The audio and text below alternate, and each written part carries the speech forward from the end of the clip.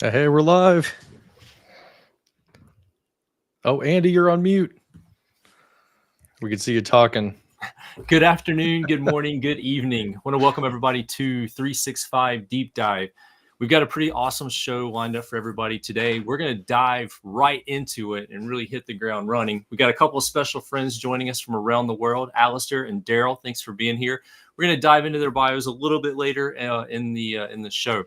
So today is Tips and Tricks Super Show. We're going across Microsoft 365. We'll even go into a little bit of Azure, Copilot, even a little bit of Power Platform. Got a lot of things that we want to cover, but the purpose of today's episode is tips and tricks, things that we've been hearing, things that we've learned. We want to share, give back to all of you. So we've got a pretty long list of things that we want to cover here today. There's going to be a whole lot of potential demo in addition to conversation around the various topics. So with no further ado, we're going to dive right in. And I think one of the first things that John and I have been talking about, and even in conversation with Daryl and Alistair, is keeping up with all of the change that's happening in Microsoft 365. It's nonstop. It's across all of the different apps and services, and it's constantly changing. And if you were paying attention last week, Microsoft had Ignite, their flagship conference. There was a ton of information coming out, a ton of sessions, more blogs than we could ever possibly read in a single week. I know I'm still going through all that information, but as we're going through this, one of the big questions is, how do we keep up with all this change? How can we keep up with everything that's happening around the Microsoft ecosystem? So we thought that might be one of our first tips or tricks to kind of start off with today. So with that, we're going to dive into the Microsoft roadmap, because that's one of the tools that I know we leverage to keep up with everything that's actually happening. So we're going to dive into the Microsoft roadmap. We're going to talk about how we can use it to search, filter, and then just understand the different release phases that are associated with the announcements that Microsoft provides there. From there, we're going to give you some additional sources and resources that we take advantage of that helps us to actually stay up to date. So with that, let's go ahead and dive right in. John, you want to bring it up on your screen? Yeah, sure. Yeah, I'll bring up the roadmap. So this was a question that we got a lot at Ignite last week. So I had the fortune of working at the expert meetup booth, and there was a lot of people coming by with like, hey, I heard that XYZ feature is coming soon, or when is this thing specifically going to hit the government cloud, right? The GCC high tenants. When are we going to have access to that? And I always brought them to this roadmap.office.com. And this is kind of your all in guide for what is publicly announced from Microsoft that has like some kind of date that you can expect it. Now, you definitely don't want to tattoo these dates on your arm, because they certainly can change, and they change frequently.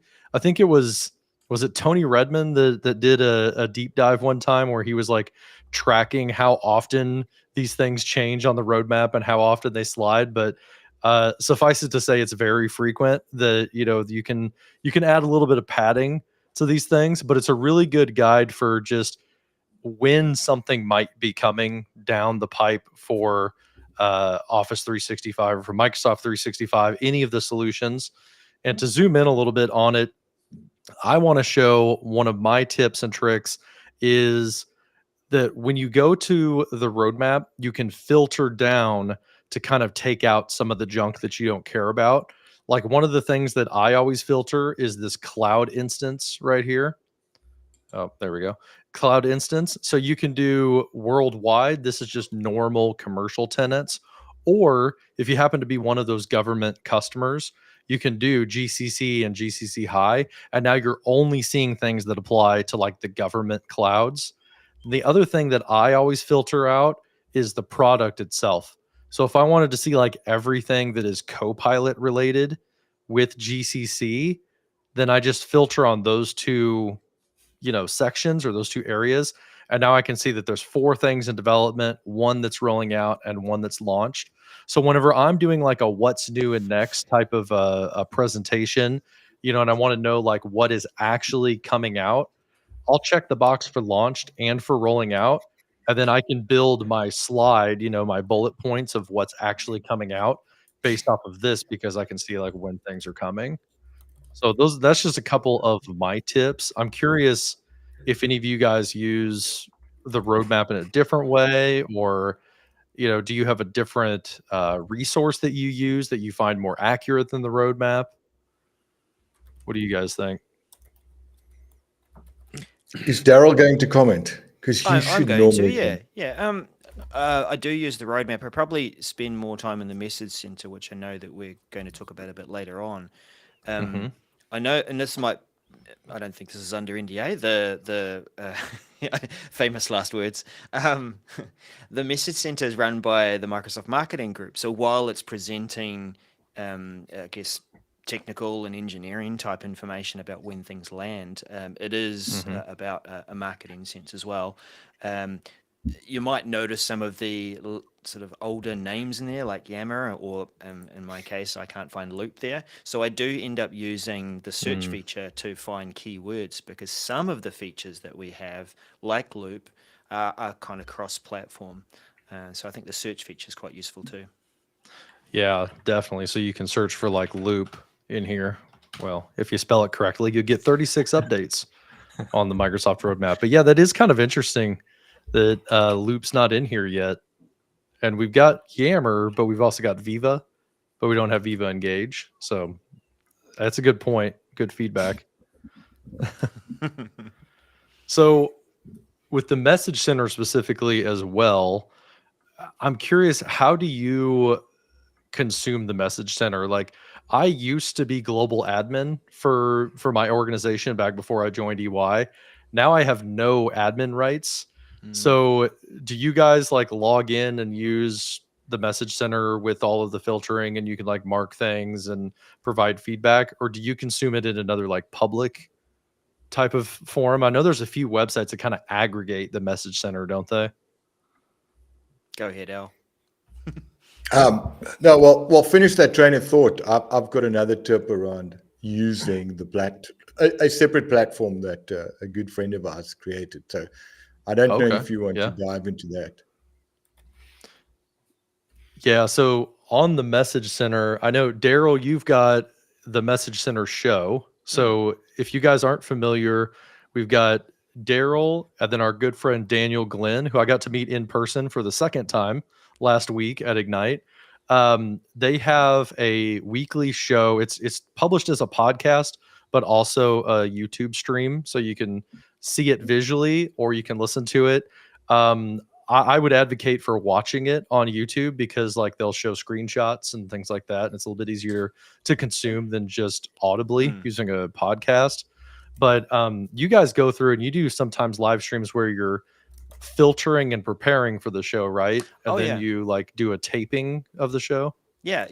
Actually, it sort of plays into your question. I mean, Mhm. the whole idea for the show was way back when the message center was quite new, and there wasn't a lot of awareness about that. And admins were looking for a way to, well, what's going on in my tenant and my organization? I used to have all these event logs, and now I've got very little up here in the cloud. But that's developed a lot further. Um, we, Mhm. we we used to just go through the messages, starring them within our app. I use it from the phone a lot of the time throughout the week. I'll just quickly Hmm. check in and see, oh, that's interesting. I think we could talk about that. I'll favorite that. We would then, and we've more recently started to go just through that process. We start a bunch of things, we put it into a loop, we discuss what we want to cover. And so we're looking at it from a perspective of what can we raise awareness around. But of course, an organization, they would want to look at the things that are different, I guess, platforms that they might have responsibility for. They would dish those out, perhaps even use the planner integration. Deciding what to look at and track is challenging, because even there it is a mix, it would seem sometimes, of useful warnings and messages about things that are about to come, things that have arrived and it's more of a, oops, sorry, that's already there. We forgot to tell you about it. Or even a sort of marketing style, hey, look at this great new feature that we haven't got any dates for, but we just wanted to tell you about it. We should write a blog post, but we put it in the message center too. So yeah, whole other topic. Don't want to take too much time, but it's interesting to be able to watch it from that perspective. It actually goes from roadmap and usually announcements at something like Ignite.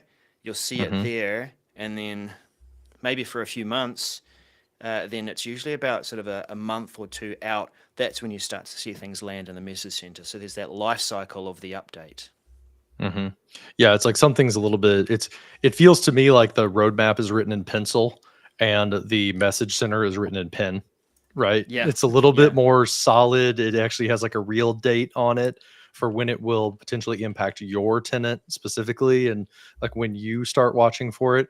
And you called out the planner integration. Back in the day at Cerner, like we didn't have that planner integration. So we built like a power app to ingest all of that stuff and filter it manually and assign who it was going to be assigned to. And we met weekly to go over the message center and assign out tasks to people. And now you can have all of that stuff come into Planner, so you can really easily organize it, assign tasks to people. Yeah.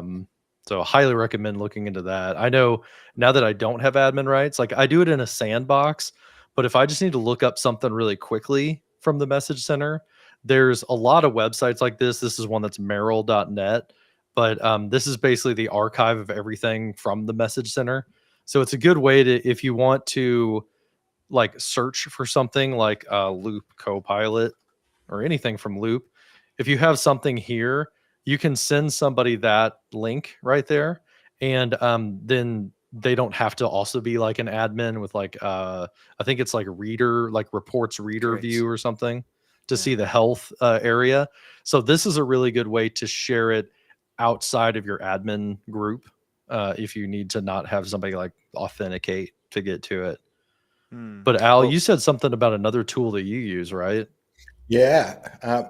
When Lorian was on furlough, or he took a sabbatical between jobs, right, which was about a month. And with Lorian gets bored very quickly, and within an hour, he knocked up a website with a Power BI embedded report, pulling all the data through. So if you go to m365roadmap.com, strangely enough, he actually grabbed that report, right? He grabbed that domain, and if you click on the page at the bottom, that's page 1 of 4. Yeah. It pulls up a list of everything that you were just showing. It shows you if it's in private or public preview, and then there's a link in the general availabilities there in an easy to read format.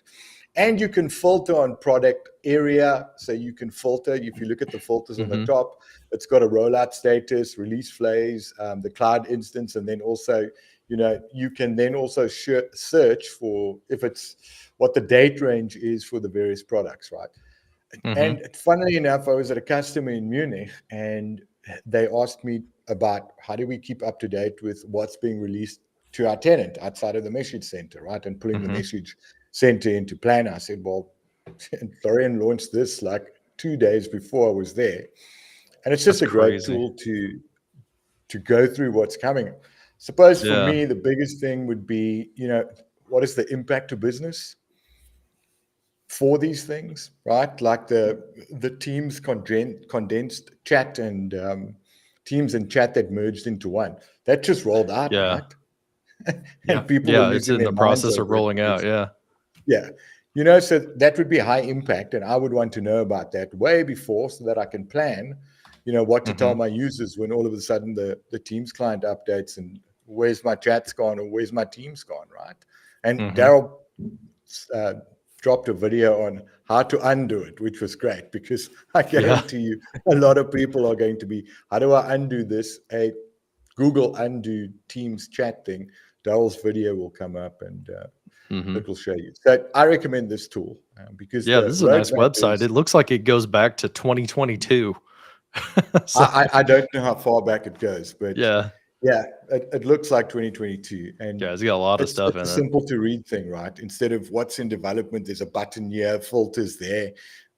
It's kind of confusing the way they do it, as in Microsoft. Can I say too, another good reason for having these third-party websites and the community effort that goes into it, the actual message center drops messages. And so as an admin, you used to be able to go to an event log or something like that, go in and see this is what happened. But you will go back in a few months' time, and messages will not be there for you to reference and go, I thought we covered that. I thought this arrived. So these websites are really valuable for the community to go back and see, what did Microsoft say? What did they give? What were the updates on that message? Yeah. Another thing that that I see Andy put in the chat in like our little loop component that we're using is that you can also subscribe to the roadmap via RSS. Yeah. And there's also alerting options for the message center too. So you can get those delivered to you in a digest. So those are also some helpful things if you want to kind of put it on like autopilot or as close to like an autopilot too. Actually, now that you mention it, an RSS feed, they've got an RSS feed functionality, right? I mean, that would be great. I use Reader for all my RSS feeds, and that will just be another page that has come up of anything new that's been released. That actually might be a great idea. I've never looked at it.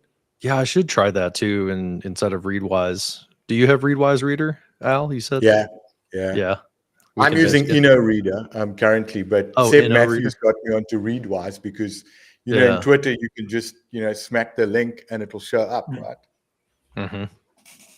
Yeah, I love it for that, and that's pretty nice too because you can filter inside of your RSS reader and kind of like go look at that stuff separately if you want to. Yeah, it doesn't like clog up your articles. Yeah.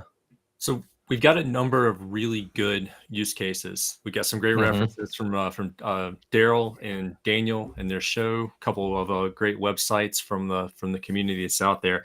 These are some really great ways that we can keep up with change management. Now let's actually start to dive into a little bit of that change. Let's talk about some of the things, some of the tips and the tricks, some of the change that we've seen, and we really want to draw and highlight a little bit more. John, I'm going to have you stay right where you are. This is going to be one of my first tips of the day. I'm just going to jump in the front of the line here and get us going down this path. But one of my favorite tips and features that I find myself using more and more is actually built into Microsoft Edge right here in John's web browser. Upper right-hand corner, we have the split screen option. Looks like the rectangle is bisected. I love this feature. It's super handy just to be able to pull two things up in the same window side by side. I don't have to worry about snap to the side of my window or any of those other tools. I can just do it right here in the web browser, and then side by side I get that split screen, and it's only for this tab. If I move to another tab, it's just going to be a normal window. If I come back to this tab, it's still going to be in that split screen mode. That's going to circle back. I'll talk more about that when we get to the Copilot section a little bit later. But that's one of the little things, the little nuances that Microsoft's dropped into Edge recently that have been really helpful. And if you're on like a little bit bigger monitor, it can definitely help with like being in two places at once, but still having the flexibility to move between other tabs and other content. So that's one of they're like stuck together in a container. Yeah. And like, here's a perfect example. Like I got the roadmap and the message center in two different, windows here. So you can kind of go back and forth. And when you're ready to like exit out, you can either change one of the windows on the right or the left just by selecting in it. There's a, if you go in the upper right-hand corner of either one of those windows, you'll see a meatball menu and you'll see an X, and that's going to allow you to close out that particular menu. But you can also select either one of them, either one of the panes, activate that URL at the top, and you can quickly change websites and kind of move all around. That's one of the things that I find valuable in Edge. That's pretty cool. Okay, so there's that meatball menu. Yeah. You see like a hovering button. You click on that. You want to open it up by itself. You can flip them, split them vertically or horizontally. If you like click on something, you can have it open in the other side. And then up here at the top is what Andy was talking about, where you got both URLs side by side. So you can always like change one of them if you want to, and it just does that side versus the other. So that's pretty cool. That's something I don't see people use a whole lot, but it could be really helpful for like what I'm showing here, having Copilot on one side to hide the little area, having Copilot on one side while you're doing research on the other, and be like, what can you tell me about this? and it'll like open up that message center item and give you information about it. Yeah, so that's pretty good. Another thing I noticed in Edge recently was if I close this, I don't know if you guys have seen when you open up a link inside of Microsoft Teams or in Outlook and it opens up in Edge, there's a new feature now where it puts the meeting chat over on the right-hand side. Have any of you guys used that lately? It kind of like magically Yeah. appeared on my computer one day, like a month ago. It feels like it's been around for a little while. Really? That it's those little side apps that were down yet another sidebar, yet another toolbar. Right. How many sidebars can we have Exactly, at this point? exactly. And it's as long as you're signed into it with your enterprise account or your Entra ID, then it's going to leverage that. And I think that was part of the reason why there was a quiet little change of the default for which browser Teams and Outlook would prefer to open stuff. It would ignore your system default and start opening an Edge. Yeah.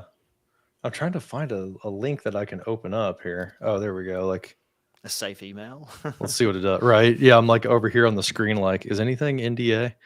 It's going to open up. So like I opened it up here, but this is from Collabmore and I'm in a different profile. But if I open up like this one here and click a link, let's see if it's going to open.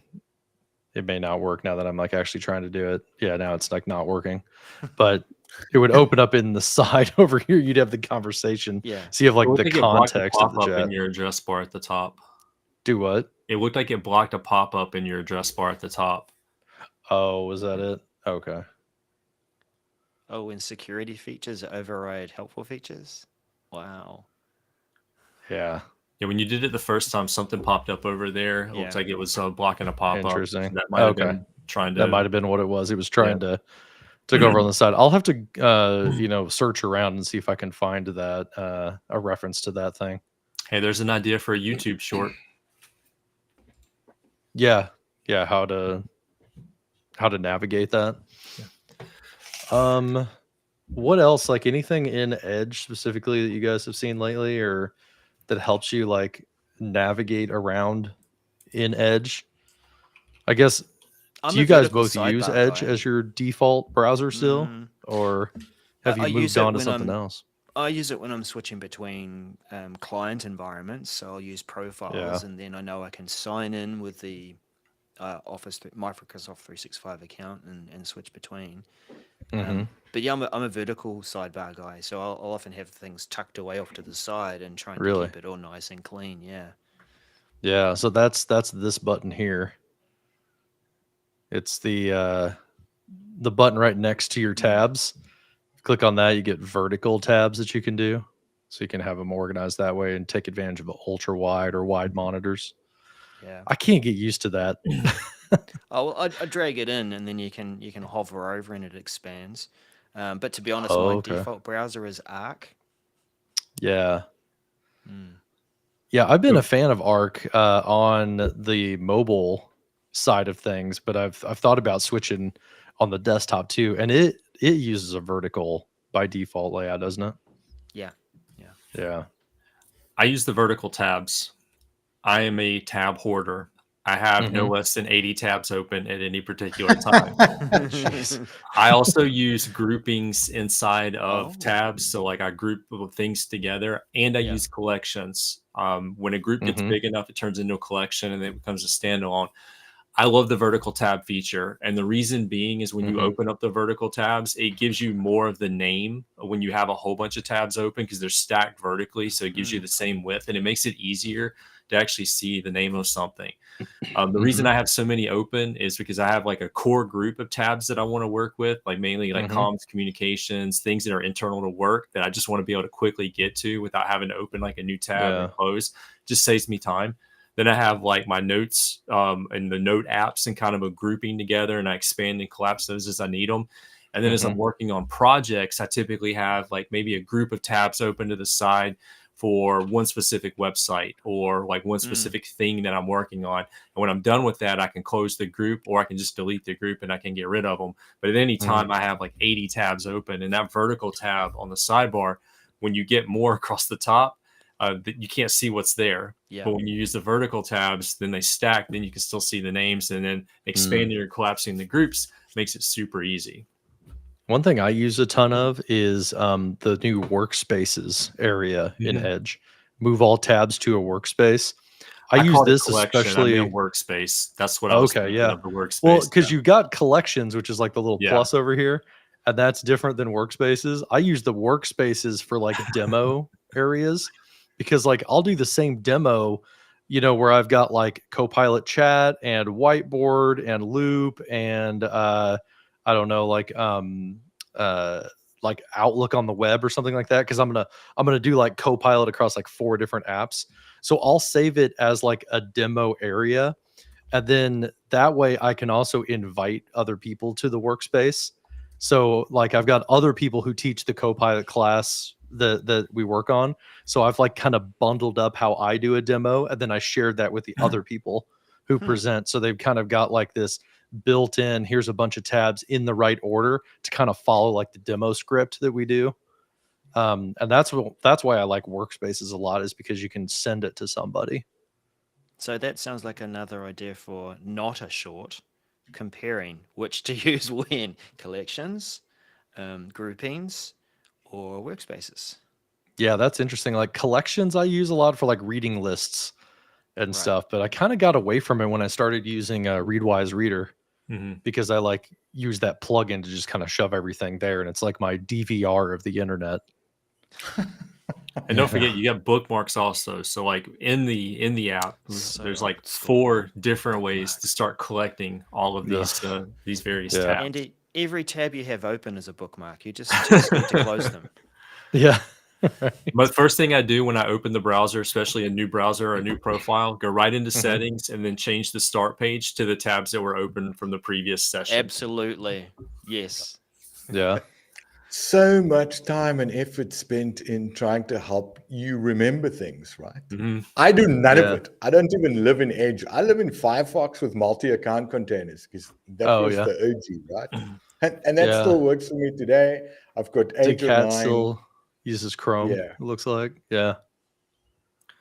So that's what I use. If I want to switch tenants, I switch containers.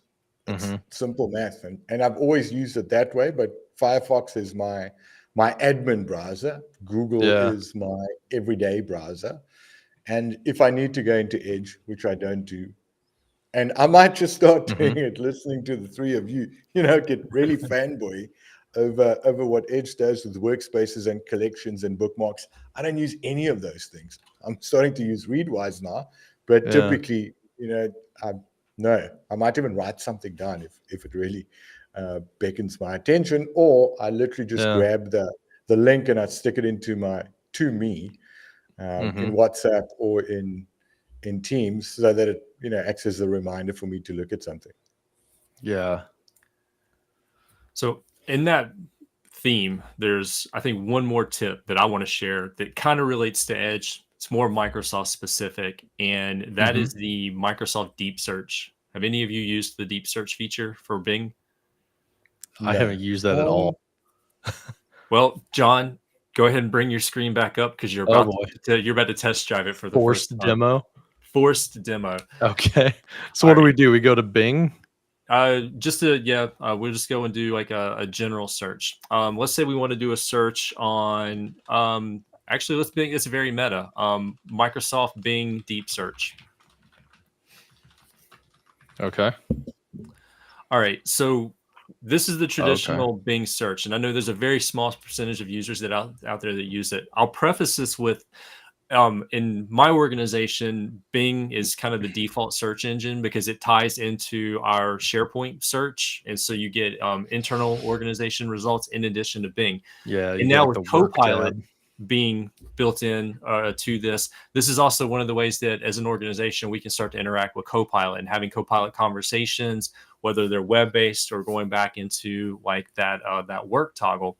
But along the top of the search menu now, there's a new button up there. and it's called Deep Search. And the deep search feature leverages Bing search, but it also extends it into generative AI. So when you use this, it's going to use generative AI to provide a better search experience, in my opinion. I've been using this a lot more since it was released a while back. And I find that I really like the results that you're going to get here. And depending on what you search for, there are categories kind of in the center. You see there's like 3 different like radio buttons to choose from. And it kind of gives you an idea of what information it's bringing back and kind of bringing together with AI. And you can toggle through each of the different results just by selecting the radio button. You see here, it's going to open each in the new tab. But depending on what it brings back, it'll also sometimes give you a table of contents, kind of a short table of contents on the left-hand side of the screen to the left of the content. So if there's multiple things to kind of browse through, it'll bring that over into that menu. It's a little slower because it has to go and do that generative AI work to start bringing the results back to you. But when I'm trying to like search on a topic and I'm not getting the results that I want, there's your table of contents. But when you're not getting the results that you want from a traditional search using search operators, and you're not getting the results that you want from Copilot, I find that this one is kind of a good medium to kind of bring those two things together. The more I use it, the more I like it. So does this bring in work results? Do you know? I have not seen it bring in only work do the results. internet? Okay. Yeah, it looks like it's even though we're logged in with enterprise data protection, I haven't seen it bring back work results. It looks like it's using strictly the web and generative AI. Interesting. This kind of reminds me a little bit of Arc and like what it's doing with the browse for me. Although on Arc side, it's more visual. You know, it's got a lot of like emojis that kind of break it up, which makes my brain happy. I like the way you browse it on the phone. Interesting. We're going to say something now? Sure. Sorry. I've seen this in Google. I think this one's way better than what Google did. Like Google's doing theirs it by actually default, like renders, up at the top. Yeah. Google on this desktop is not bringing it up, but they do the Gen AI stuff usually on the top, right? Yeah, it usually does like a block showing, but it's not at the top. It was just a block on the top, and I can't seem to replicate it on this desktop. How does it differ to the when you get to the top of a page, search results, and you could scroll up, there's below the fold. Well, this was above the fold, and it would take you into it would go to a chat, right? Yeah. I think that's this button now, like the Copilot button, or also the Copilot tab. Yeah, it used to like you would just kind of swipe up into a chat experience. And I think now you have to click it. And it takes forever to load, apparently. But you can see that it's doing like there's a lot going on in the background there as they move from commercial data protection into enterprise data protection. So it's changing some of the endpoint for how non-licensed users get the Copilot versus licensed users get the Copilot. And there were some features that were removed from the previous version of free Copilot. Some of that was rolled back, and now a few of those are starting to come back, but underneath the enterprise data protection label. Ran into a problem. I might be having trouble because they're taking our sandbox away, so it might be like on its last legs. At the time of this recording, there are some service outages that are published by Microsoft, and there's some research going on. So anybody joining in today on November 25th, just know that there might be some service outages that are actually happening. But if you're watching this video later, hopefully those are resolved. That might be why your audience is larger, guys, because no one can work. Yeah, nobody's working. Oh, that's a sick burn. Well, that's interesting, though. I might have to try that deep search a little bit more because I've kind of gotten used to it with the Arc browser. Is this show going to be rebranded to Convincing You to Work with Edge? Yeah, it feels like living on the edge. Living on the edge. We need to select sort of like a John Bon Right. Jovi style T-shirt for it. I think you just branded the show, Daryl. Living on the edge. There you go. Living in the edge, right? Edgy. Well, to move on out of like more normal web browser stuff, we've got several other categories of like tips and tricks that we all four put together into a Loop workspace. The next like large category was OneDrive, SharePoint, and Teams. So just in general working with files and folders. And one of them, I think, Al, you put this in first, is that last week at Ignite, the SharePoint Advanced Management is now included with Microsoft 365 Copilot licensing. I think that was one of your big takeaways from Ignite. So along, like, if you put your admin hat on for a little bit, you've got way more advanced capabilities now for managing your oversharing and kind of understanding the environment that you have your files in as you like delve into Microsoft Copilot, no pun intended. But I don't know if you wanted to talk a little bit about that, Yeah. Al, if you're seeing like So everyone that organizations have really been taking it up or what? Well, the trick is if you look at the Copilot Readiness Starter Pack, right? That's at adoption.microsoft.com. There's an entire deck that you can download that talks about how do you onboard your users to Copilot, right? But there's a business readiness and a technical readiness. If you look at the technical readiness slide deck, they've literally broken it up into 3 parts, right? Where this is your ME3, and then you get an ME5, and then the recommended approach is an ME5 with SharePoint Advanced Management, right? I can't remember exactly where. There's a Copilot Success Kit or something like that.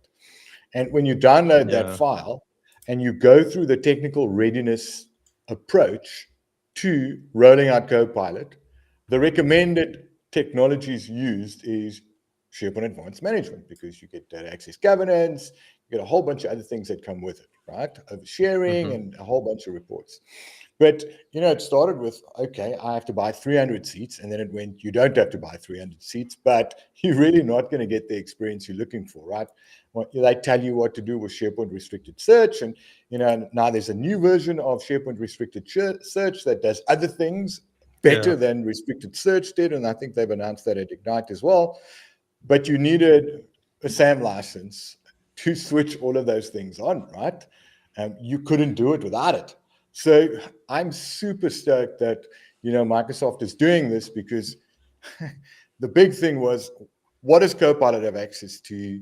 What do users have access to that they don't know they have access to because they've never looked, right? Or they didn't know the URL, and they're living inside of an M365 group that they never got notified about because the admin person set everything up. So it's not only an oversharing concern, it's also we've got access to too much information. The secretary shouldn't see what the CFO of the organization earns.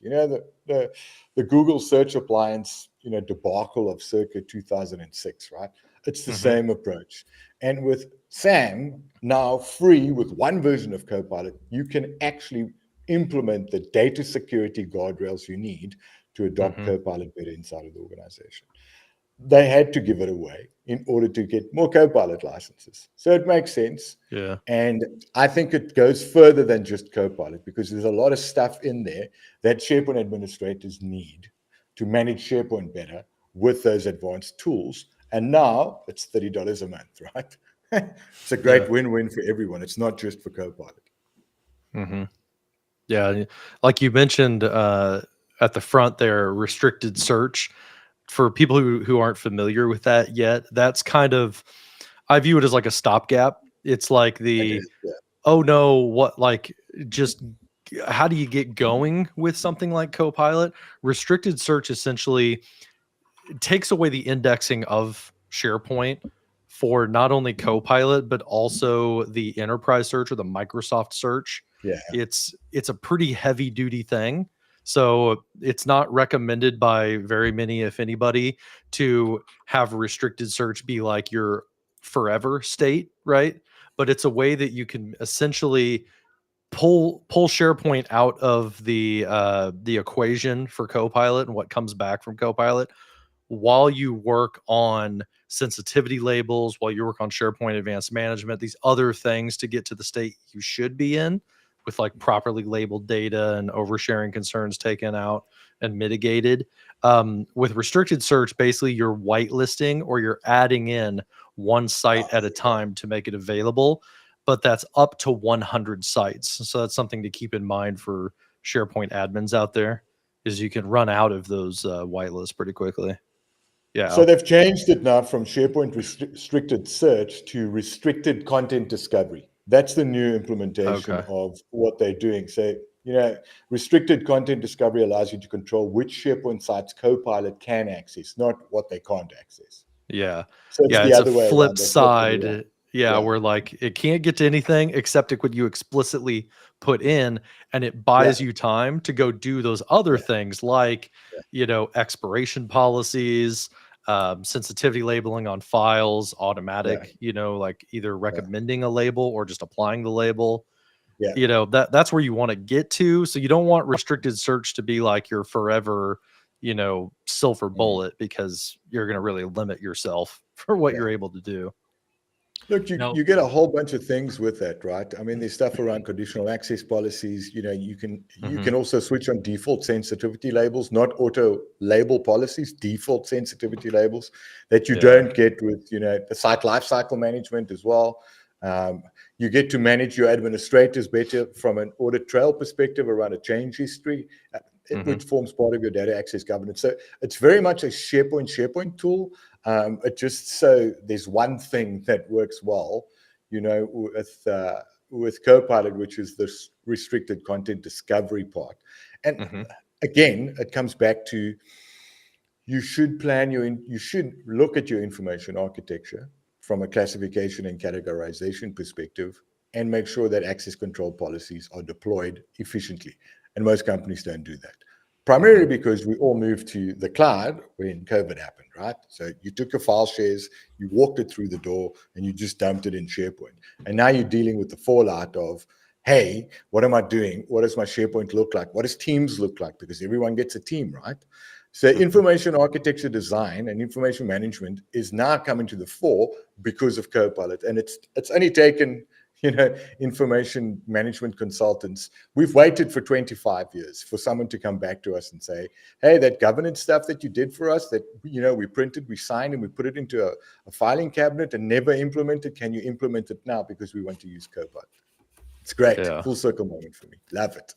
Now, do we know, is this going to be a part of Copilot or M365 Copilot moving forward, or is the addition of SharePoint Advanced Management going to be something that's going to be more on a trial basis, and then you'll have to like pay down the road? Because I saw something around, there was like a June 2025 mention in one of the documents. I can't find it now, but do we know more? Is it more ongoing or part of the product, or is it trial license? It's Q1 2025 when, if you're a new Copilot consumer, it'll automatically show up. Okay, so that's when it comes, but it's not it's not for a short time only type of a situation. No, it's as long as you've got a Copilot license, you'll have a SAM license. I don't know if they're going to change the SKU, right? Because we can't predict what Microsoft Marketing is going to do. Add a Copilot license and all of a sudden you qualify for another license, right? It's going to show up in your tenant. I don't know what that looks like. I'm going to wait till Jan 2025 because my SAM trial license is obviously expired.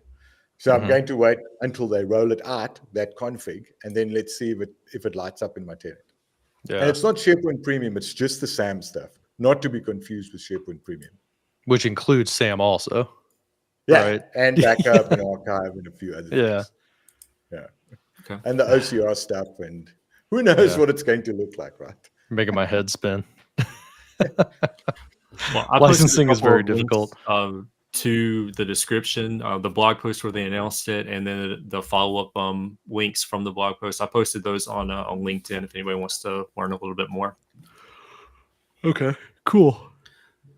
Now, to bring it to the end user side of things, Andy, you put in our workspace to talk about the OneDrive Quick Start Guide. Yeah. You want to talk about that or bring that up? Yeah, you just want to bring my screen up and dive into it. Here it is. Okay, you already got it open. Yep. So I'm going to put a link in LinkedIn for anybody who's following over there. It should transfer over to YouTube. But this is the updated OneDrive Quick Start Guide. They rolled this out not long ago, so it's fairly up to date. Most of the modern features and some of the UI changes that they've done recently. I just felt that this helps a lot with change management for some end users, especially like kind of the mid-level managers that are kind of helping their team to deploy some of these tools and really learn about it. And I know it's Mhm. kind of like some of you are probably rolling your eyes out there, like really OneDrive, Quick Start, like we're still having these conversations.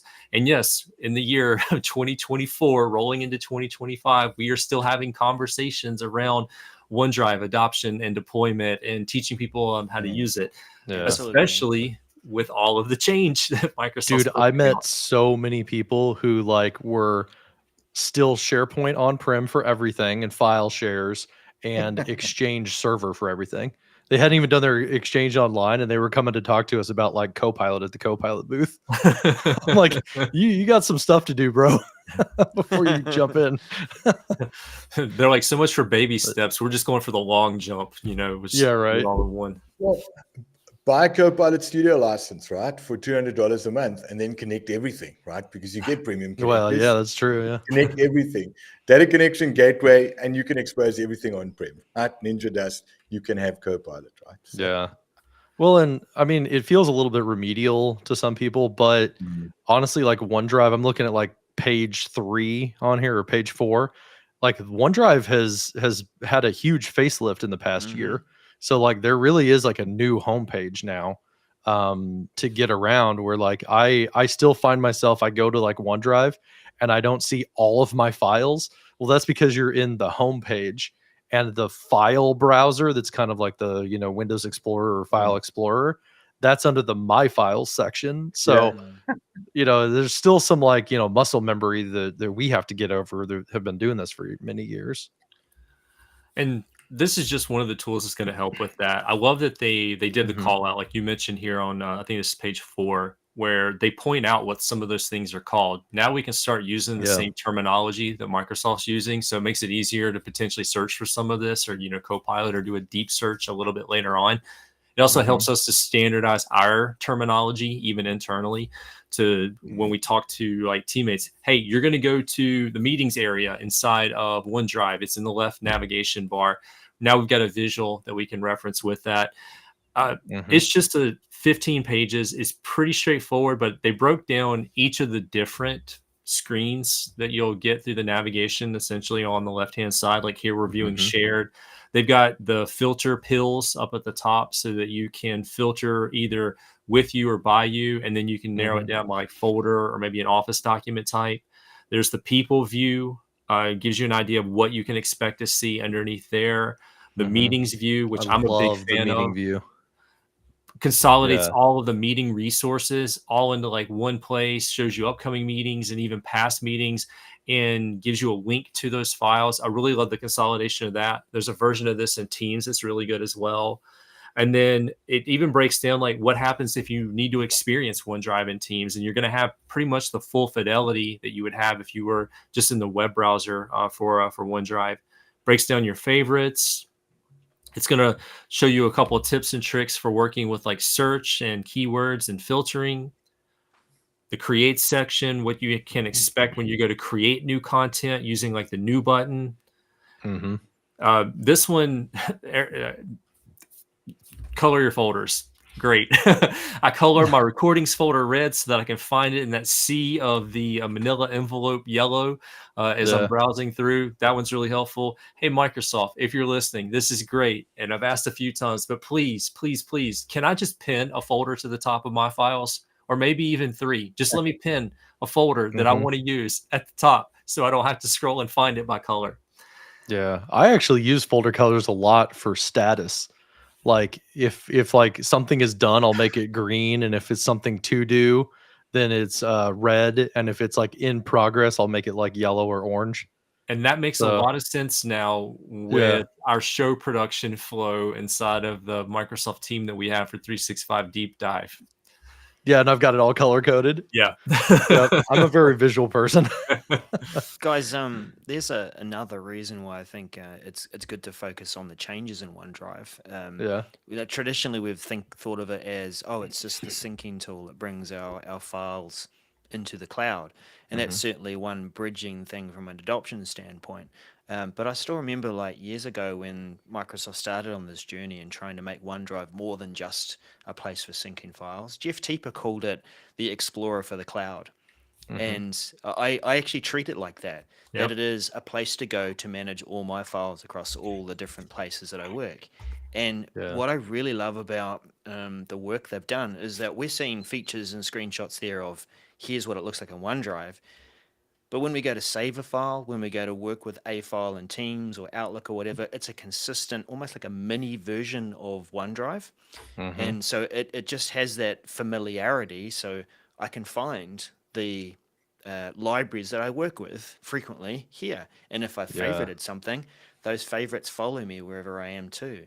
And I think this is important to highlight in a guide like this, that change managers, people who are trainers, even tech people who sort of, downplay this and go, oh, Mhm. we're still looking at OneDrive. Yeah, we are. And that's a critical piece for how we can help Yeah. the I guess the challenged people to learn to work with files in one place. And that's like the sharing window that Andy had on his screen a second Mm, ago. Like, fortunately, it took us a few years to get there, but like everywhere, no matter what you're sharing, if it's a yep. whiteboard or a Word document or a loop component or a video, it's the same window. Yes. The buttons are in the same Consistency. spot. It took so long to get there, but I'm glad that we are. Mm, And the other thing that's gotten very consistent is this, to steal screen back a little bit, Andy, Mhm. that's what I'm is talking about. this one, which is when you like go to move a file or you know uh go find a file and bring it in, whether you're in like Copilot and you're going to go attach a file so you can reference it, or you're going to save a Clipchamp video to like another directory. This window right here looks consistent everywhere.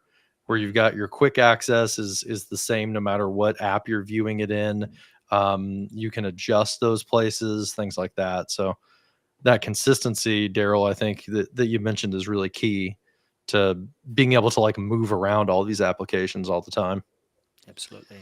And I'm actually glad you brought that up because that kind of segues into the next demo that we wanted to Hmm. kind of touch base on a little bit. So I'm actually going to go into OneDrive in this particular tenant. I don't have a whole lot of content here, but I'm at M365 home. I can go to the app launcher and I can watch OneDrive from there, or Hmm. Microsoft actually made it one click along the left-hand sidebar now. I can bring OneDrive up from over there. That's going to take me into my OneDrive. And then the first thing I see, like you mentioned, John, is the home, recent files, things that I've worked on that are relevant, recent, and it's a broad swath of things. It's not just documents. I'm seeing lists, I'm seeing loop pages, loop components, loop workspaces. I'll see stream video recordings, Teams meeting Hmm. recordings. I'll see a lot of that. But that menu that you're mentioning is really, really handy. So when I'm in OneDrive, that's for me. That's for me and my stuff, unless it's been shared with me by somebody else. But when I need to go from me to we, that's where you're going to take advantage of the move to window or the copy to, which is the screen you were just talking about. And they do similar things with the exception of one removes it from OneDrive and moves it to the other location. The other just makes a copy of it. And then you get two different versions of the same thing. But when Yeah. you bring up this menu, um, there's a few things that to kind of point out. You're in my files. That's the default. So that helps you to move things around within your OneDrive and to organize. Now you could drag and drop on the previous screen. It's easy enough just to click, drag and drop and move things. But if you're in a folder and you need to move something to another folder, that's where like that move to command is going to come in handy. Hmm. So they're going to default you there. To Daryl's Hmm. point though, favorites. Your favorites are going to show up here, but if you favorite it here, it's a service. So it's going to connect to Office, either Office for the web or Office desktop, and it's going to follow you around. It's going to show up like SharePoint Home. It's going to show up in Microsoft Teams and a bunch of other locations. But the one of the things that I find that users get a little confused on is the quick access. So whenever I'm doing change management and training on this, I say quick access, and they should have named it quick access to SharePoint /Teams because that's what it is. It's quick access to SharePoint and SharePoint sites and Microsoft Teams and the corresponding SharePoint sites that back them up. So users see that, and right away, they don't really know what quick access is. The second thing is they look down and they might not see the thing that they're looking for. They might not see that location that they're looking for because it doesn't show up because maybe they haven't visited in a while. So they click on more places and they start, kind of browsing down through here, looking for that location. And sometimes they go and search and they're trying to find it from the search, and they may or may not get a result back based off of that. And so some users are experiencing some frustration with like the quick access. And it took Mark Anderson from Simpraxis. He blogged about it, and it really got me thinking about it. And I'll put a reference to Mark's blog. Sometimes you have to start at the destination and then go back to the source. And what I mean by that is, like, let's say there's a specific place that I want to share to. Like, this is the We space. It's in a SharePoint site that's out there. And I want to share something to this. I need to go to that place. And then in the menu bar up at the top, I'm going to see pin to quick access. So at the destination, I say, okay, let's go ahead and pin this to that quick access menu. Now, the next time I go into like OneDrive, and I'm just going to refresh real quick. The next time I go into OneDrive and I've got that me file and I need to publish it, I'm going to be able to go to my move to or my copy to window. And that thing's going to be there along the side because I pinned it. The little pin in it because that was manually done. So we can pin the places that are important to us, and then we can quickly get back to it. So this place, see, it's actually taking me down to that document library, but it still gives me the flexibility if there's another library in that same location to be able to move to it. So it's not the most intuitive thing. Go to the destination, pin it, and then come back. There's a little bit, I think, to kind of figure out like that path, but that's for me the kind of the shortcut. Like, go to where I'm going to need to pin to, and then just go ahead and add that into that that quick access menu. And then I can control what actually shows up there. And if something is already there, you can also, in many cases, just click on this, and you'll see a pin option show up, and you can pin it manually here if it shows up in this list auto populating. But this is one of the ways that you can ensure that the thing that's important to you is going to be over there for when it's time to copy to or move something. Just to add in something to that, Andy, too, another area of frustration is when that location is relatively new. You've created a team, you've just created an M365 group, you're wanting to move a file or share a file somewhere to that, and it's not turning up there because search hasn't found it or built any kind of recency or activity around it.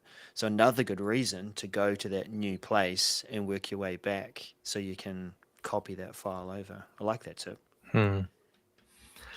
And that kind of segues into one more thing. And eagle-eyed users may have saw this along the top.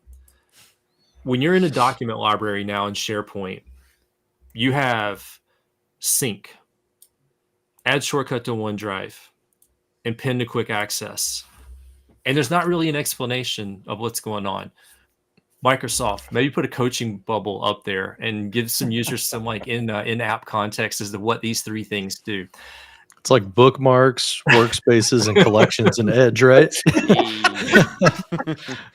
Three flavors, somewhat similar. Yeah. Long form short. So these are really interesting, and they've got some overlapping capabilities.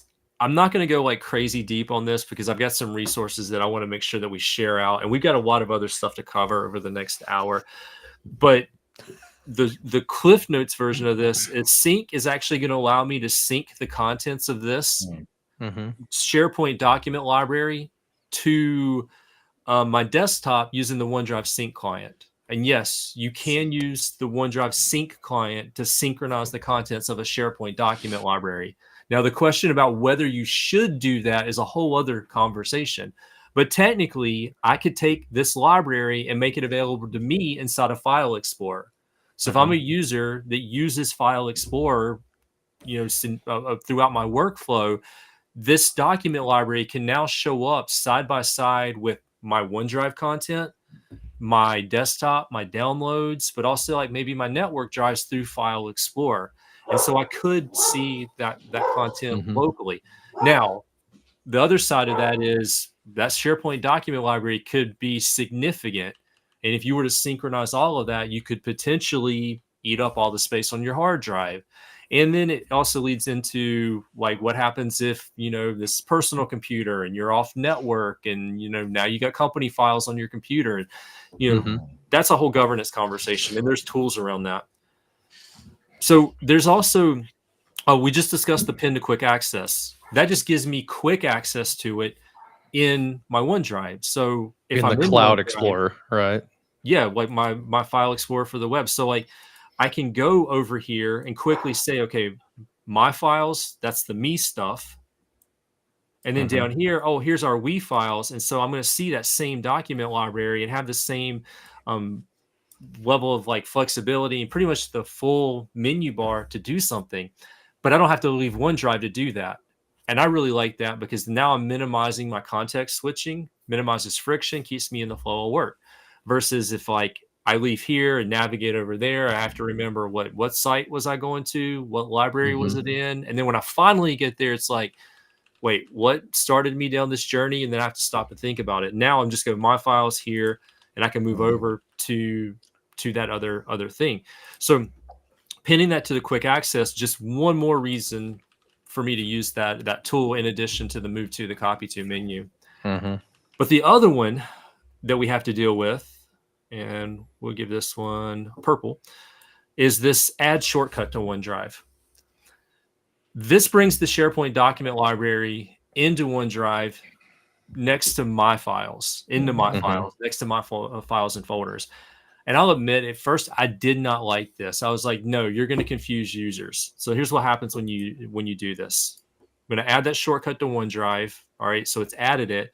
I'll head back into my OneDrive. And then when I go into my files, that folder is going to show up here. Maybe I need to refresh. That folder is going to show up here in line with other things. So it's actually right here. Now there is a little bit of an icon change, and let's zoom in.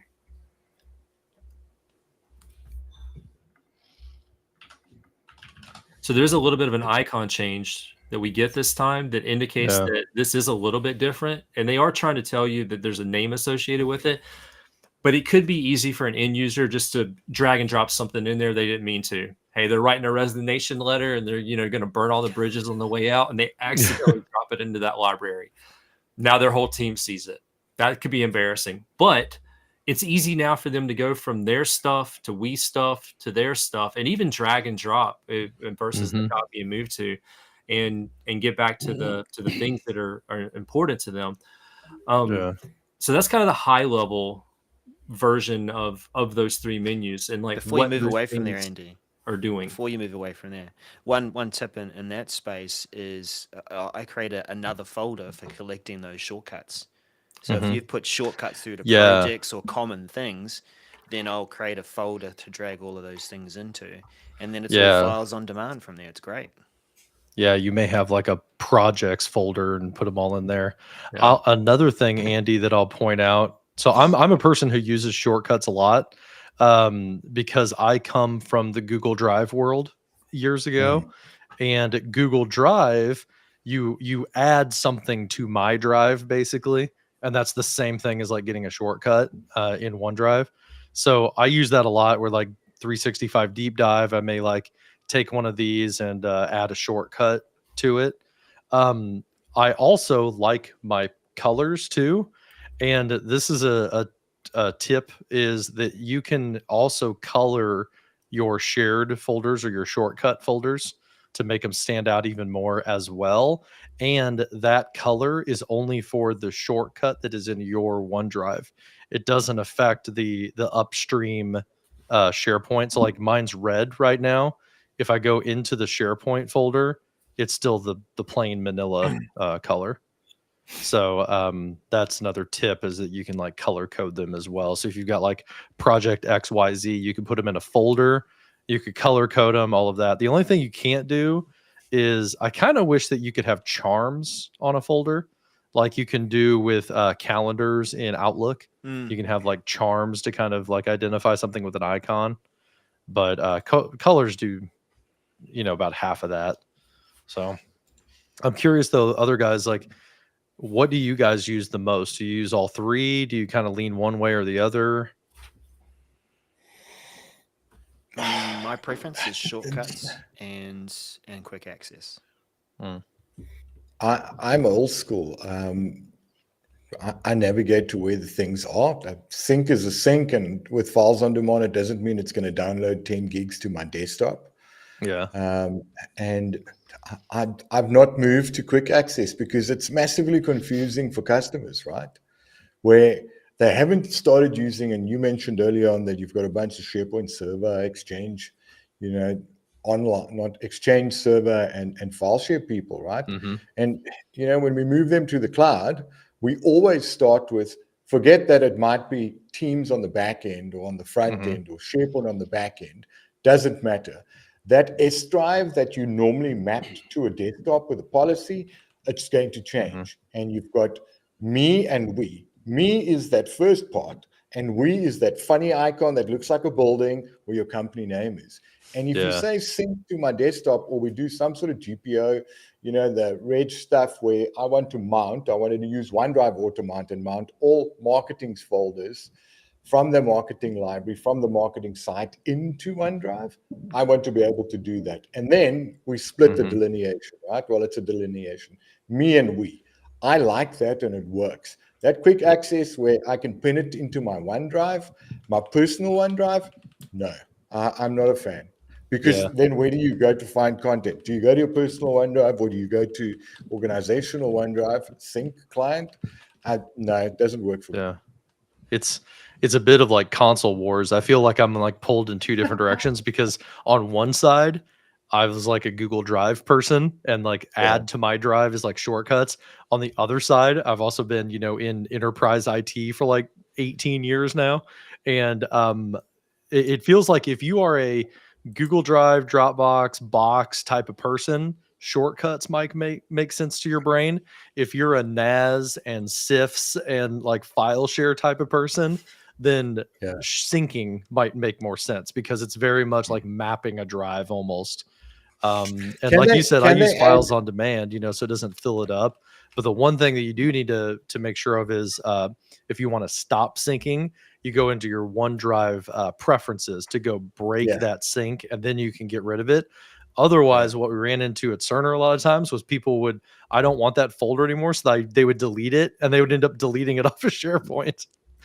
Glad they fixed that. Look, I want the shortcuts menu, that the shortcuts option that you have for, putting it into your personal OneDrive. I want that functionality available the way it looks inside of SharePoint. So if I want to add a shortcut to a document in another library, or a folder in another library, in another site, I want it to look like that.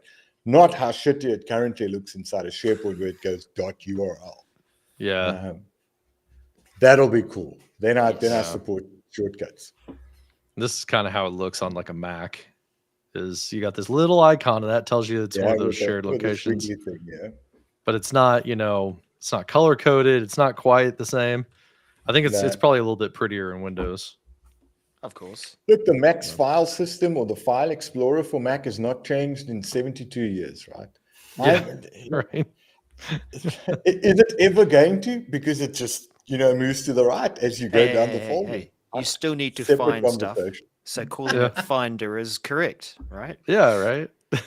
No, that's one of my bugbears. I used to install Commander One on my Mac. I've still got a Mac somewhere there, but I'm going to move across to the Snapdragon Surface devices as soon as I get a chance. Yeah, because I can't deal with that. That doesn't play on my radio. For Mac users that have lived in the Mac ecosystem, sure.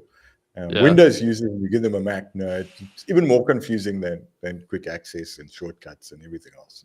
Yeah, it can be a little bit jarring to move back and forth sometimes.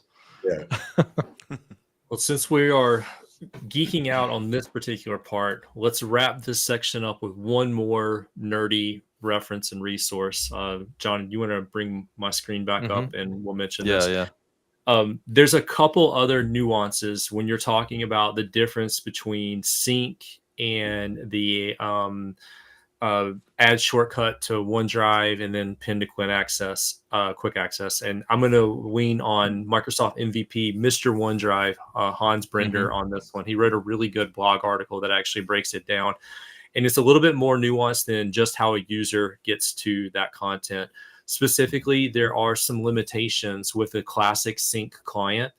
And the more OneDrive sources that you sync, multi-tenant, for instance, the more likely you are to potentially hit some of those resources or those sync limitations. But there's also unlinking. When you need to unlink something and get rid of something, it's problematic. It's not the easiest thing to do. So I put a link to that on LinkedIn. It should be transferring over to YouTube Live as well. So if you're an IT pro, this might be something helpful for you to go back and read through. Hans did a really great job of breaking it down. And it's really going to explain some of the more nuances that you need to be aware of between sync and then add shortcut to OneDrive. So that one was fun. Now let's keep on moving. Next up, I think that wraps up our section for OneDrive SharePoint. We're going to transition into Teams. And I know we've got a number of different tips and tricks that we want to start off with here. The first one that I'm going to mention as we're getting started, and it's really hard to demo this, so thank God we got a screenshot of it, is the elusive floating menu bar while you are presenting content. There's been some updates to that one recently. And I'm going to start with probably the most basic one. We didn't even document this, so I just want to mention it. On the left-hand side, there are 6 dots. It's like a double meatball sub or a 6-pack. You choose whatever food analogy that you want to go with it. You can drag and drop this thing around the screen now. Thankfully, only took 6 years for that to happen. It's been hard for somebody like me who's got stacked monitors, and you'd have it like in the middle, and you would like you get too close to it, and your cursor like jumps to the other screen above it. Did you ever find yourself doing this as well? You know, as you're presenting, you're like, I want to see around it. Look around it. You want to look around it, right? To see that tab behind it. Yeah. And the hardest thing, I guess, for me in dealing with this thing is troubleshooting with somebody when they're sharing and you're trying to remember what this looks like and like what the commands are along the top. And you're like, no, the microphone, it's the second one from the left. And they're like this left, and you can see where their mouse cursor is, but you can't see what they're hovering over. It's like, no, the other left. And like troubleshooting on that one's been hard, but now we can move it. And that's great. But that's not really what I wanted to talk about here. I really wanted to talk about these 2 features in the center here. The optimize and then the annotate. Now, John and I did a show on annotate. That's a great feature that allows someone to mark up their screen, annotate on top of the screen, add stickies, add shapes, use like what I'm doing here. But I'm not using Microsoft Teams for that. That's another tool. But annotate does kind of the same thing that I'm doing here to call out things. Annotation is now 2-way. People on the other side can annotate along with me, and Microsoft saves it to a whiteboard that you can go back and you can view after the fact. And you can even continue the whiteboard experience. Maybe you've got a screenshot you were annotating on top of. You can go back and revisit that and then continue in whiteboard. I think that's really powerful. It's 2-way for annotation now. And the other thing that I wanted to mention for a tip and a trick is the optimize button. I'm not going to make too many cheeky jokes around it, but this is the Super Troopers Enhance feature. You're sharing a video inside of a Teams meeting. You can hit optimize now, and it's going to bump up like the frame rate for that particular video that you're sharing local into the meeting, and potentially provide a better experience for those on the other side. Now, we'll talk about another trick in a moment for optimizing video, but now there's an optimize button. So if you can find this elusive menu bar, test it out, hit your optimize, play your video, and do some A/B testing with your team to see, is it actually giving you higher frame rates? Is it giving you better resolution, minimizing the latency of that video and that lag for the people on the other side? I need to make a video on this one. Dude, I saw that pop up, but I never saw an announcement for it. So I thought it was in tap like the whole time. But it turns out like this was released back in March, the optimize button. And like I haven't seen anybody talking about this. No, I didn't even know it existed until today. Yeah, well, yeah. This is kind of like dude, this was like classic pandemic stuff where people were like fighting like Zoom versus Teams, right? And Zoom had an optimize for video option, you know, that would like play like more seamless like video quality. And I did like a bunch of testing to prove like playing YouTube videos were like, you know, like negligible difference between all the different platforms like WebEx and everything. But I need to go run that test again across like all of the platforms and see if it truly is better now. Do you have to play that video a certain way, or is it just like now shared on screen? I think it's just shared on screen, right? It's like if you're just like watching a YouTube video, so you hit optimize, it'll frame rate that's capturing your shared desktop or application. Yeah. Right. Yeah.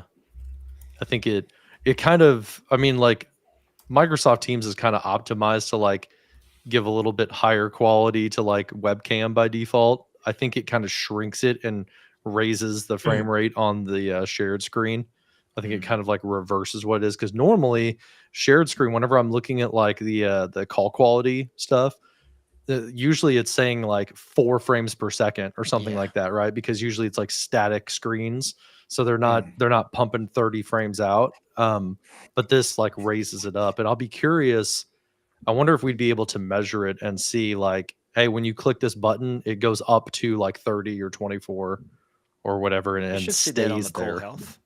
Yeah. We'll have to try that out sometime. Sounds like we've got some more deep dive material to test out in the future. Right. Now, there was a segue tip for presenting that, John, you wanted to mention around this. Yeah. Not to humble brag too much, but we were talking about, you know, the bar, you move up to like, oh, now you're on another screen or something. My tip is if you have the Elgato prompter, and a lot of our folks that watch our channel, they're kind of into like video editing and live streaming and stuff like that. If you've got what Andy just showed on screen, use the pop out content option inside of Microsoft Teams. So whenever you're in the Teams meeting and somebody goes to share their screen, you'll see a pop out option, and that will separate the shared content from the gallery. And what I do is I put the gallery on my teleprompter that I'm looking at right now, and then I put the shared content on my 15-inch monitor underneath. So I'm still kind of facing my screen, but if I look at people, I'm making eye contact. And if I look at content, it's like just a little bit lower, but it's bigger so I can read what's going on. It's hard to like illustrate that, but a lot of times that Elgato prompter, it's what, like 8 inches or something. So it's hard to like read text on it. So use the pop out, and then you can separate that and bring it down I think a that's little bit. a good So tip what you're saying is that I have to mount a monitor under my prompter, because that's what I'm hearing. Yeah, see, that's what I do is I have like a portable monitor, like one of those fold up ones, you know? Yeah. It's 15 inches, it's 1080p. I put it underneath my prompter because it's low. Okay. It sits on the desk, so it keeps my eye line, you know, natural. Yeah. Plus it's 1080p 16:9, so it is perfect for sharing, and I only share content from that monitor. I think I'll this take a is picture of a it. useful tip. Just change sorry, the guys. share on the screen here. Okay. It is Black Friday, my window right? versus yours. There's not too many people that do have the teleprompter, and I would say that this is actually still a valuable tip for those of us with 2 monitors. So commonly, it's either you're using the webcam that's part of your screen, or maybe you've got a webcam above. If you pop out the content and pop it on the screen beside you, whatever side that is, and you have your gallery just below the camera, then it still improves that eye contact. So, Yeah. even for those of us that don't have that equipment, that's a really great tip. To have content beside people, you look at content, you're back to talking to people, you look at content. Yep. So this is a picture I just took. This is what I was talking about, Al. Is like down here. This is like one of those cheapo monitors from Amazon. If I were to rebuy this monitor, I would also suggest buy a touchscreen version. That way you could use it for like whiteboarding and stuff. I would have spent the extra money. But then this is the one that I share content from. This is my basically like Teams gallery screen. So I make eye contact. The bonus is I lowered this arm right here. I lowered it so that my prompter is laying on top of this monitor. So now all my bouncing is gone. I used to have problems with like my camera kind of like wobbling, but now I've got another point of contact. So it's like rock solid now. Okay. Yeah. I'm going to buy a monitor now.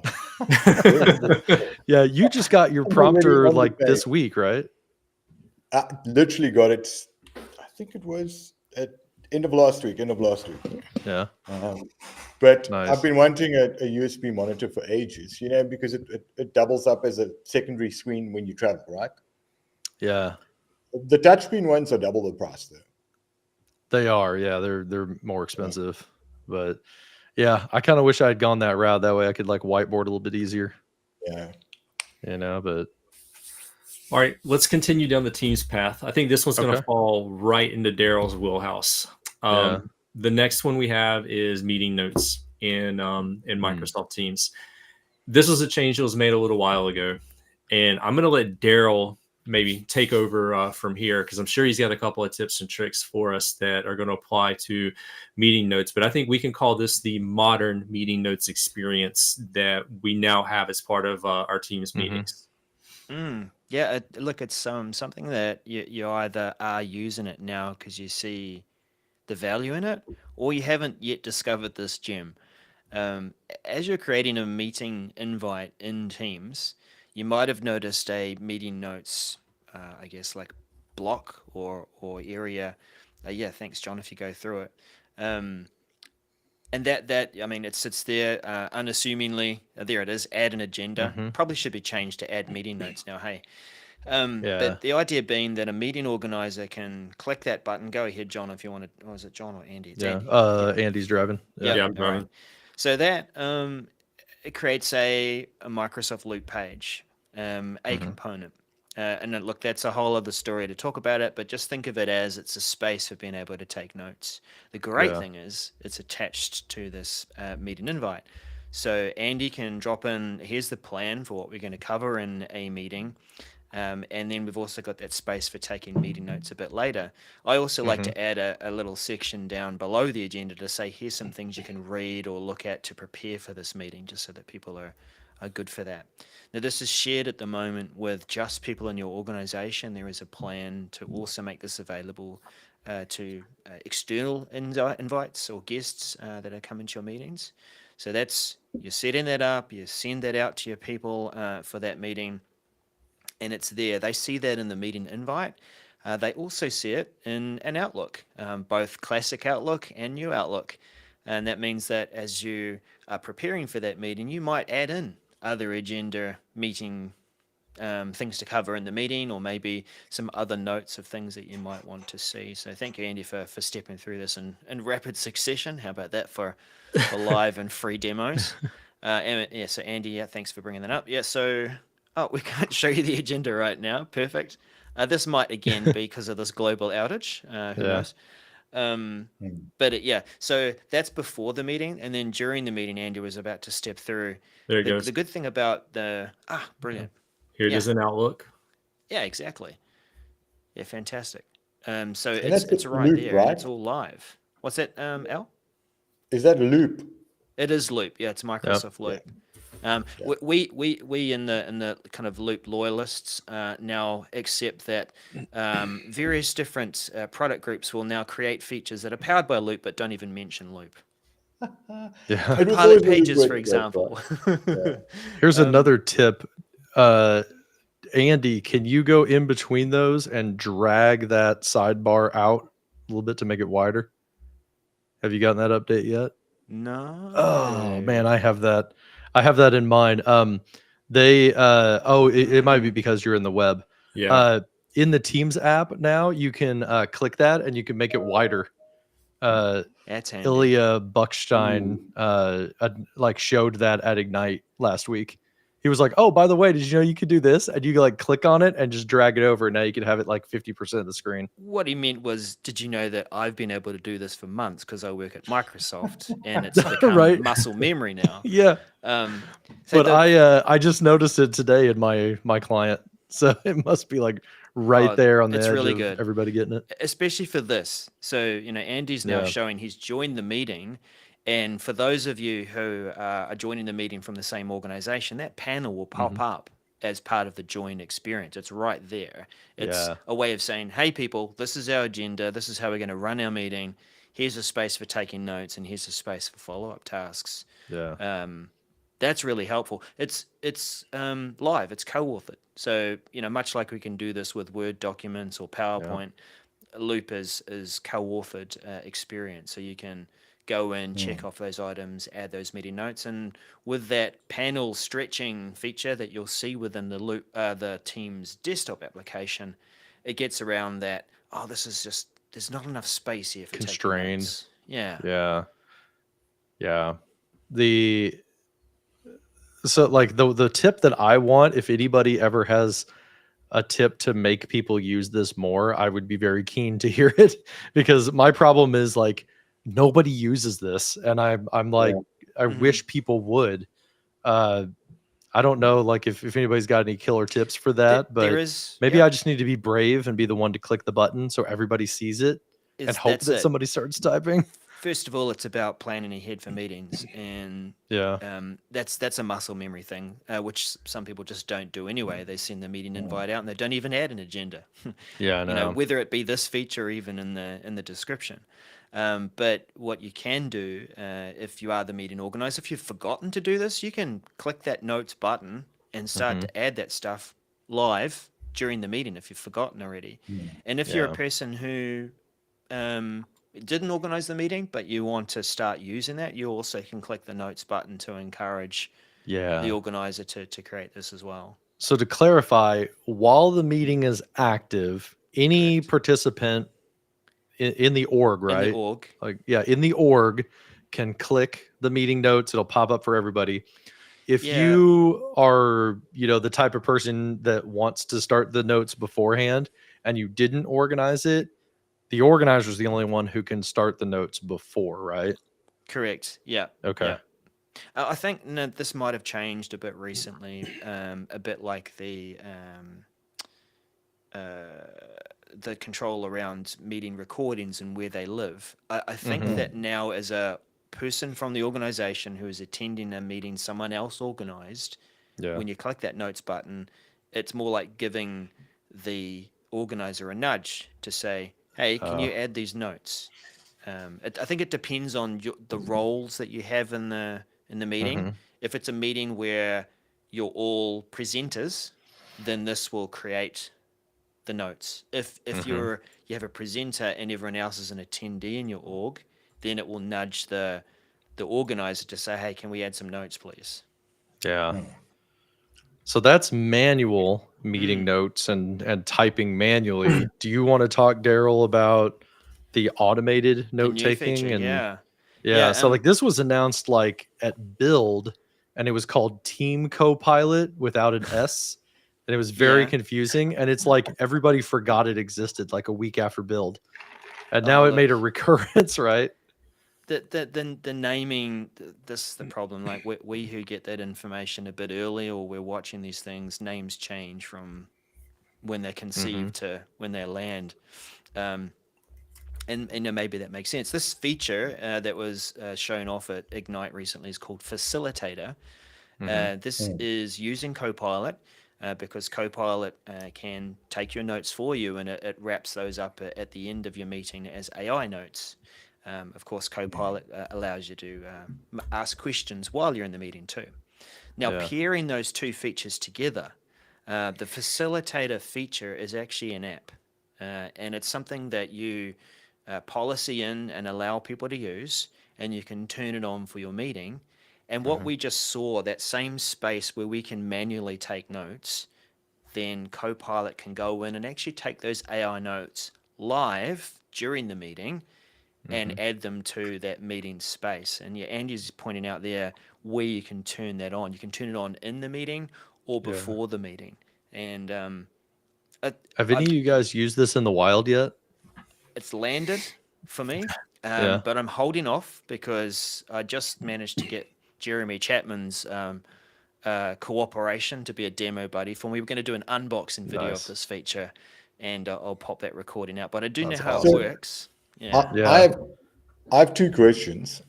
It's an agent, right? It's one of the 4 or 5 agents that they launched. Yeah. Yeah, that's actually what an they're agent, calling it. Yeah. Yeah, it's an agent. It's like the employee self-service and everything else. 2, because it's doing, I don't want to use the term intelligent recapping, right?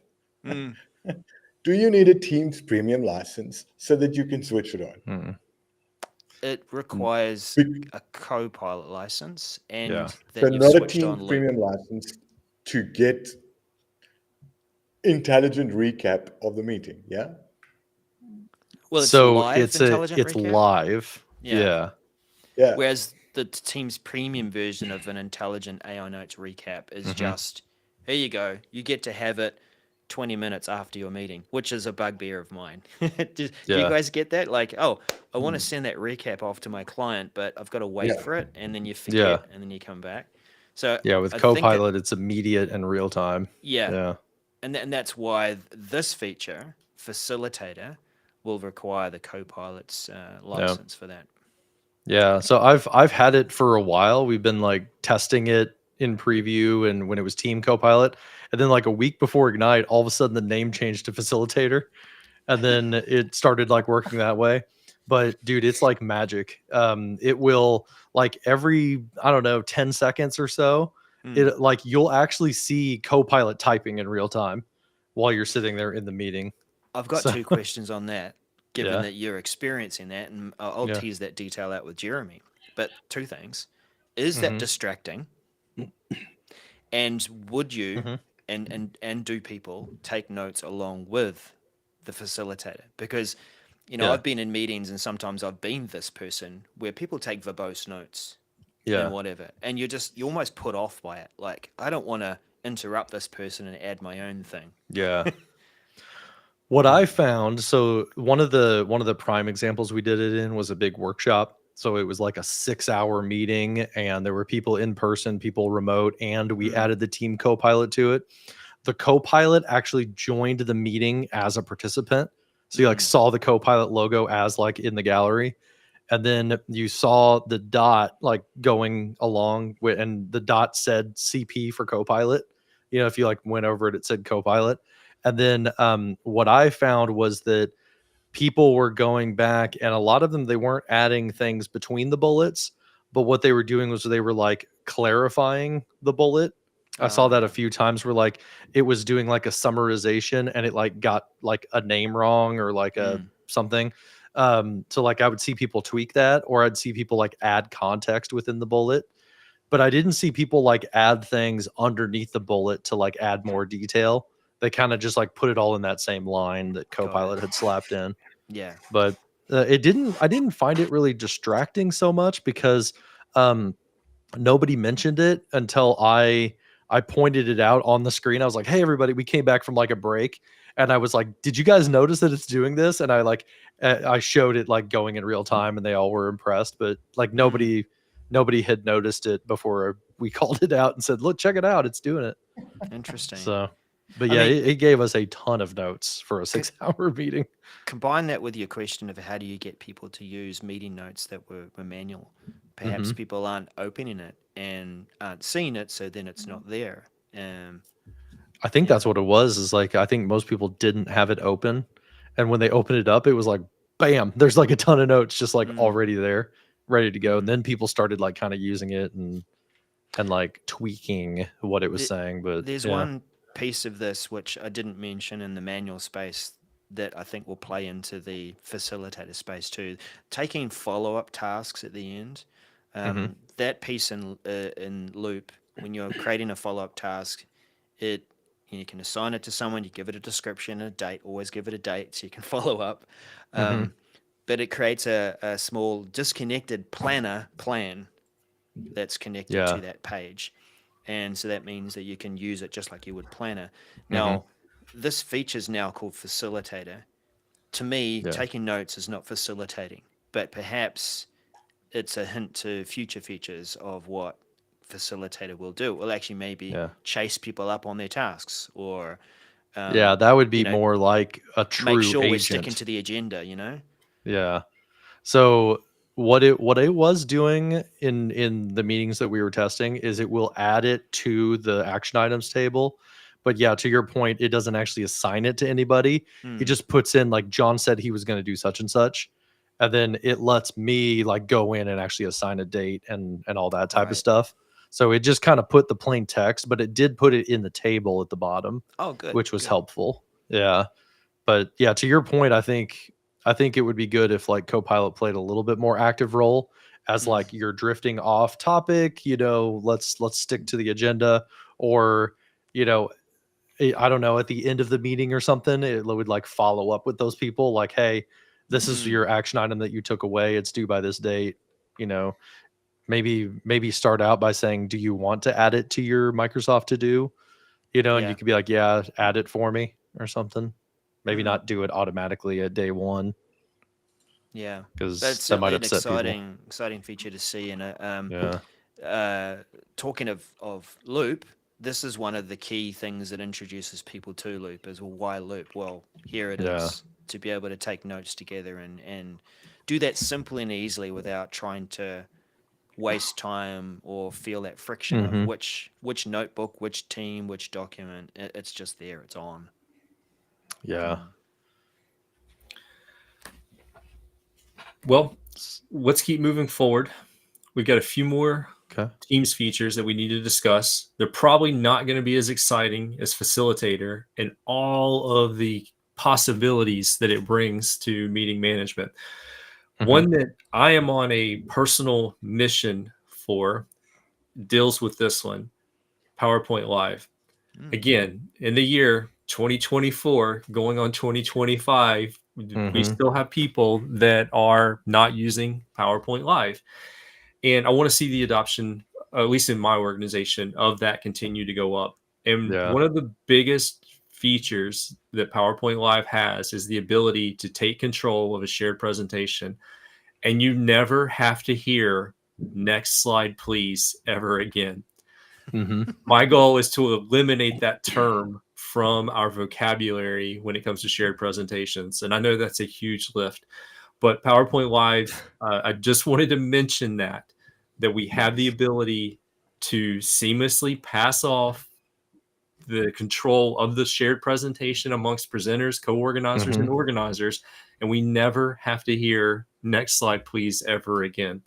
Now, I'm not going to demo that because there's a couple other features that I think in PowerPoint Live that are underappreciated and underutilized. And one that I'm specifically just calling out is that a user on the other side of whatever I'm sharing has the ability to independently zoom in and out and pan around the shared content. So if there's a busy slide and text is a little bit smaller, they can zoom in to that portion of the slide deck and they can really zero in on the thing that they're interested in without impacting someone else's experience. And I just think that's a small thing that adds a lot of value. As the presenter, I can zoom in to a certain part of it, but as an attendee on the other side, you can control your own experience in that shared screen and that shared content, and you can zoom in freely without impacting someone else's. So zoom in, magnify, pan, side to side. You're free to do that as an attendee. And I don't think most users actually know that feature is actually built in. And it's in the shared experience in the lower left-hand corner. Man, there are some slides you have to do that. Yeah.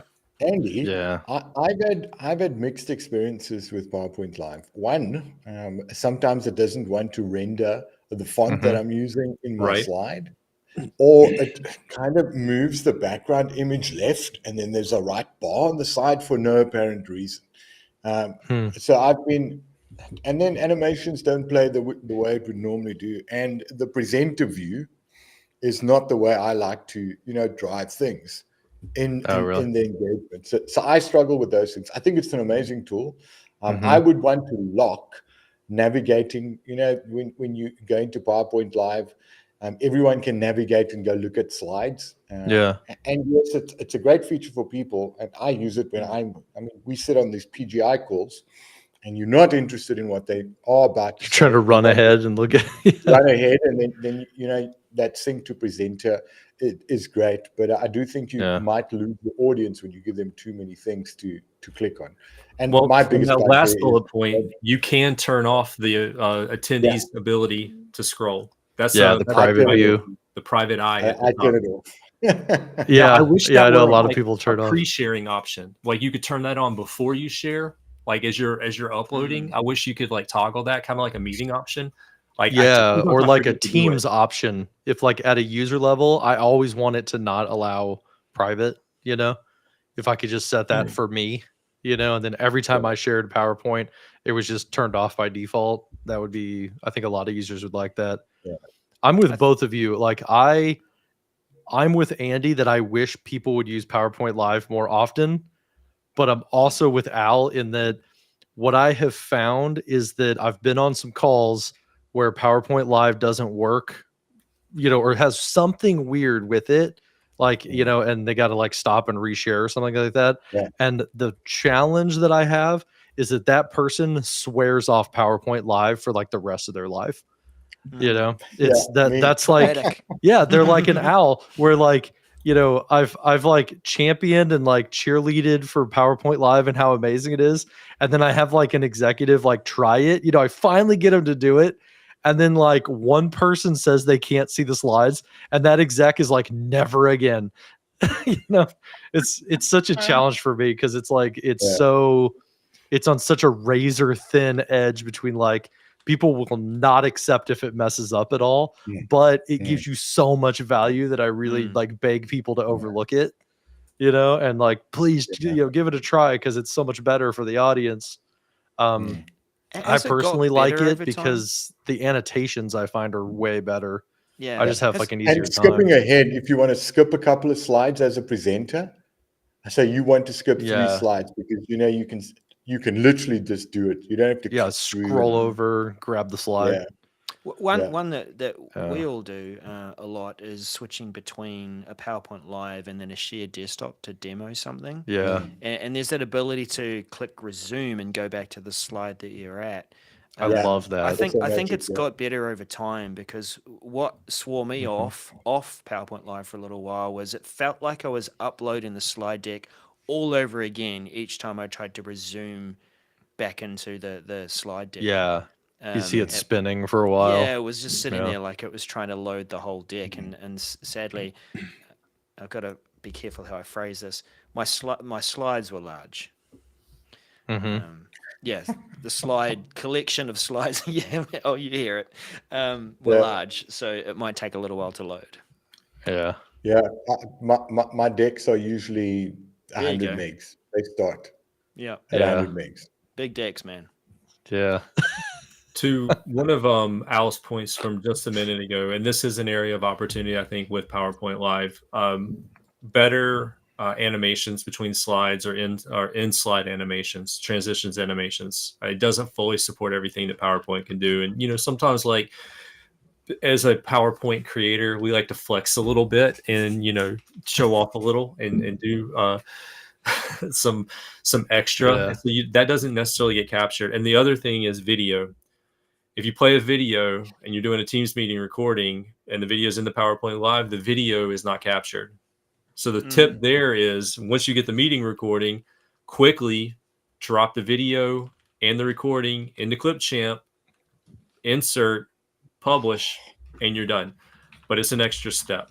So I would like to see the video that you play in the PowerPoint Live actually captured. But that's just an area of opportunity. No, that is a big gap. That you just have like this dead air for like 30 seconds because they were playing Yeah. a video. Can That's you a good then point. switch over and use the optimized feature then? And play the video Yeah. on your desktop. Yeah. That'd be it. All right, let's keep moving forward. Daryl, I know you've had a lot to say about this category. Alistair mentioned this at the top of the show, but we have to mention this change, and it deals with the combined chat and channels experience that we now have inside of Microsoft Teams. So, Daryl, if you want to just send over the links to me, I'll make sure that we repost those for anybody that's actually watching. Certainly, yeah. And this is a rollout that's happening right now, where you get a combined experience for your one-on-one or group chats, as well as your Teams channel conversations. It kind of puts everything in one area. I'll admit, at first, I really didn't like this, and it's going to be a painful change for some users, and I get that. But now that I've had a chance to be more hands-on with it, I think it's really clever, some of what they've done, and it does streamline a little bit, especially, and I know this screenshot's kind of small. We'll try to demo this in a minute. These pills at the top, those are filter pills, and you can filter across categories. Show me unread chats, show me unread channels, and it comes to you versus you seeking it out. And that I think is a huge benefit. The other thing that I think is a huge benefit with this, and we're going to dive into this a little bit more, is these groupings that you see here. You can create your own grouping in there and organize something in your way. Like Daryl mentioned, sections, creating a right? folder for shortcuts and some project management. Sections. You can do something similar here, so you can bring a couple of things, a private chat and a channel, together in one place, and then you can blow it up later when you don't need it, and kind of reorganize it. Now that I've seen some of those things in it, it's starting to click, and for me, it's starting to make sense, and I can start to see some use case around it. Yeah. The problem that my users are going to see is just the endless scrolling to find the things that they want, not knowing that they can do groupings and filterings and pinnings and organize it that way. That's definitely going to take some evangelism for sure. But I was also not a fan until the groupings. And the one group that I made one called Copilot Demo Chats. And then my quote unquote safe chats that I use for demoing content, I put them in that section. And then what I do is when I'm sharing my screen, I can collapse everything else. And I just have like that one. So I don't see, all of the other chat, goofball stuff that we chat back and forth. I'm not accidentally exposing all of that. I've got I know where my demo stuff is that gives me good Copilot results.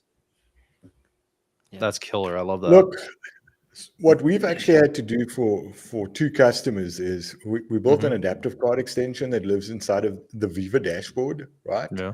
To show my active teams or my active channels, because it's just too messy.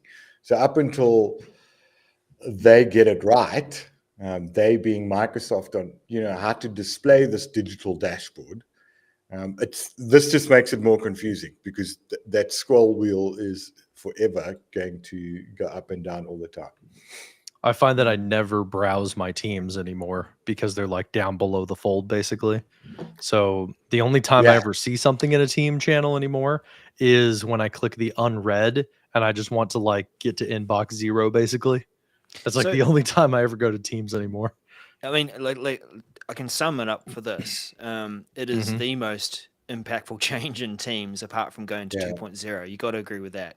We're messing with people's conversations is the core thing for Teams around collaboration. Look, I like it. I like it. I just worry about people that don't like change, which is most people, right? Yeah. Oh, Andy, that's good. You're going to demo it.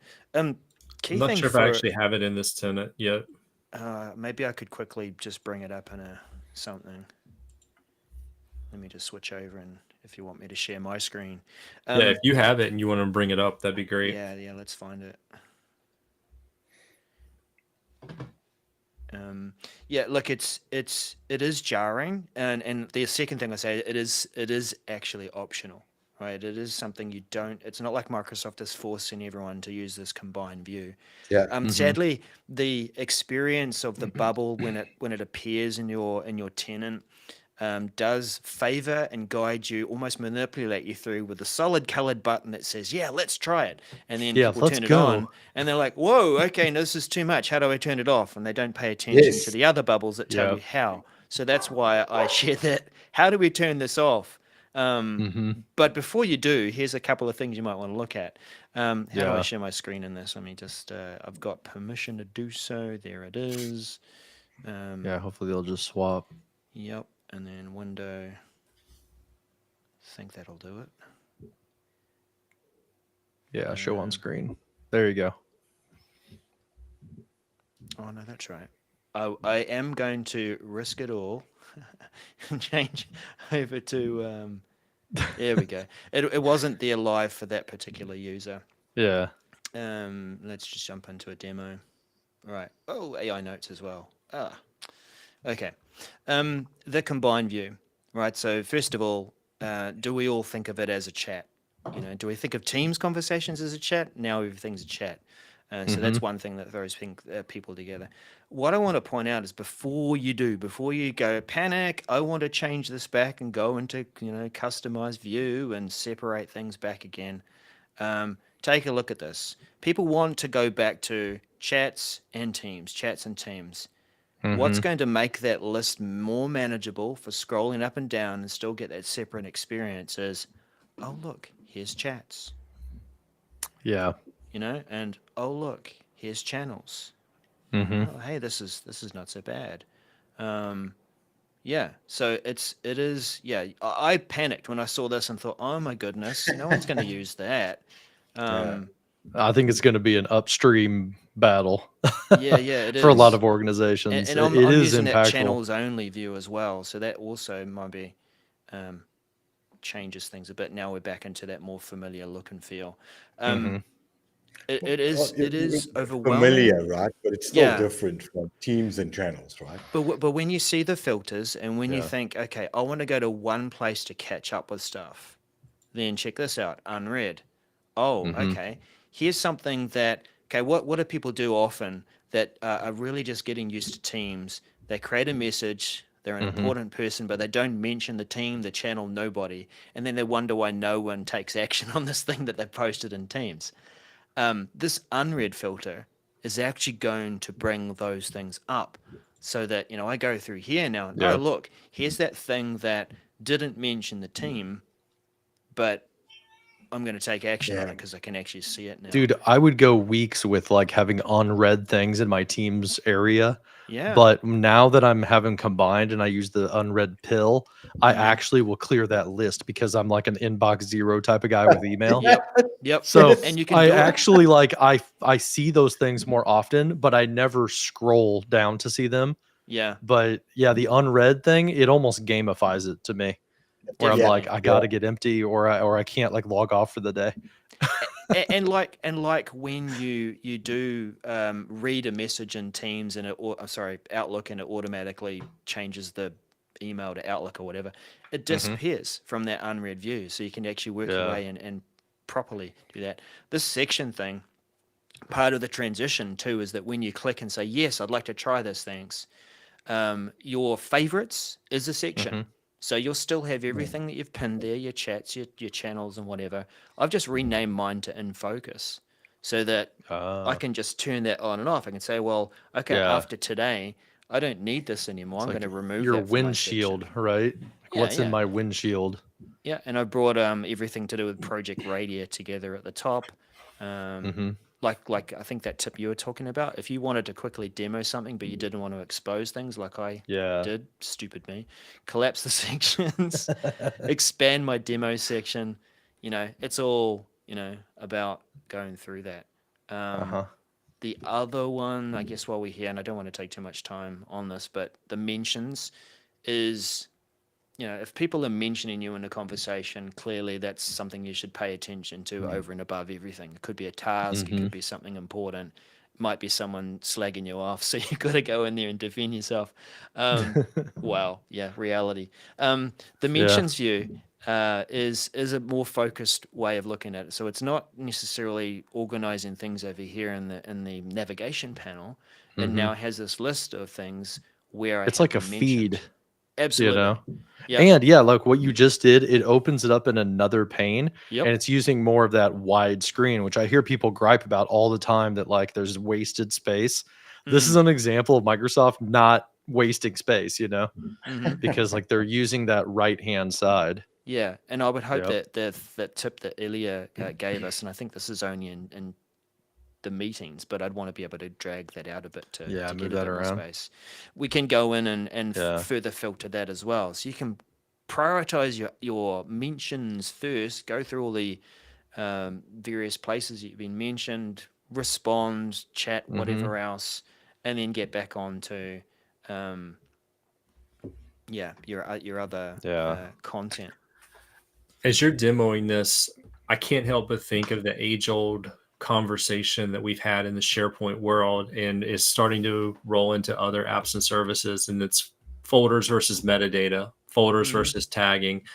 And if you think about the way that it's structured here in Teams recently or previously, a channel is essentially a folder inside of a team, which is another kind of folder, and you're having to drill down into it in order to see what's there. And even though they've put things in bold and they add notification icons, you're still having to drill down into it in order to see it. Versus if you're using read, unread, chats, channels, and even the drop down there's a few other things that are mentioned. If you're using that, things are surfacing, they're coming to the top. You're not having to spend as much time drilling down to them. They're rising to the top. It's also very similar to the pills filtering approach, like in OneDrive that we talked about earlier, where it can filter up things in like the default home feed and bring those things to you where you're working versus you having to seek them out. Yeah. Can I show one more killer tip? If you've got people who don't like the combined view, show them this and they'll be like, okay, I will switch. Last tip, up here, the dots, Meatball you menu. now have a button to mark all as red across everything. So this is the I'm back from vacation and I don't care what happened while I was gone. You now got one button that'll just like mark everything as red across chats and Teams. That's the whooshy finger. That's the Yep. skadoosh. I've done it. Yeah, exactly. It's the snap, right? All right. So on that note, we are at the top of the hour. I think we are all going to go into overtime because we've got a few more tips that we want to share. We are going to try to chop this up into shorts and post it across our various channels.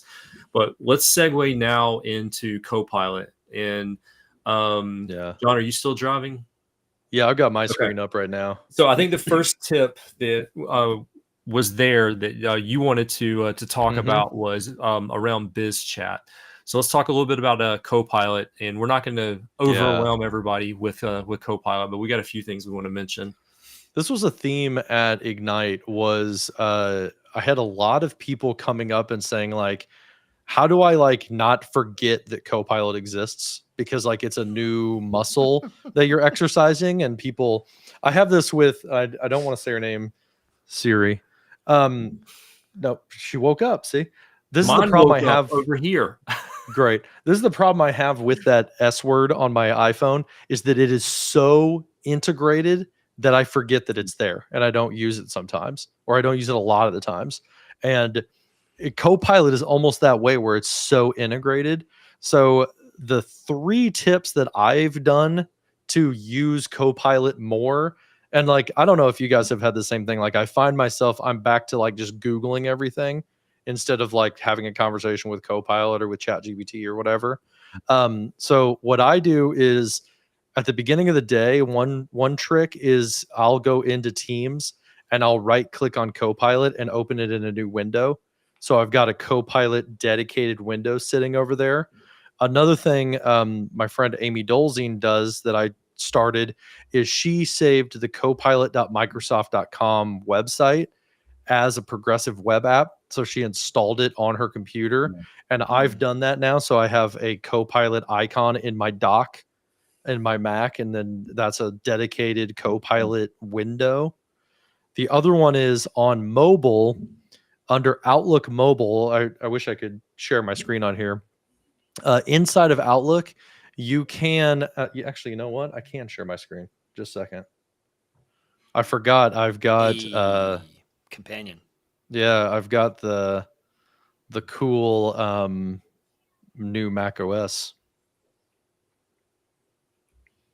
Connect. Okay, I got to put in my password.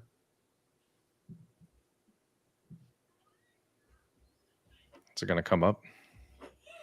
Come on, baby. It's been a couple days since I've used this. There we go. Cool. So if I like switch down to my one that's got this. So see where it says feed right here at the bottom? That is the default. But if you click the apps, you can reorder them now. So actually that doesn't help because I'm in the wrong mailbox for that. But yeah, if you want to reorder your apps, then I don't know why I'm not seeing it. It might be part of the outage, but you'll see Copilot is one of these. All you got to do is just drag that up to the top, and then you can keep the feed or you could drag it down to the bottom, and it will give you a Copilot icon right there so that you've got the full biz chat available to you.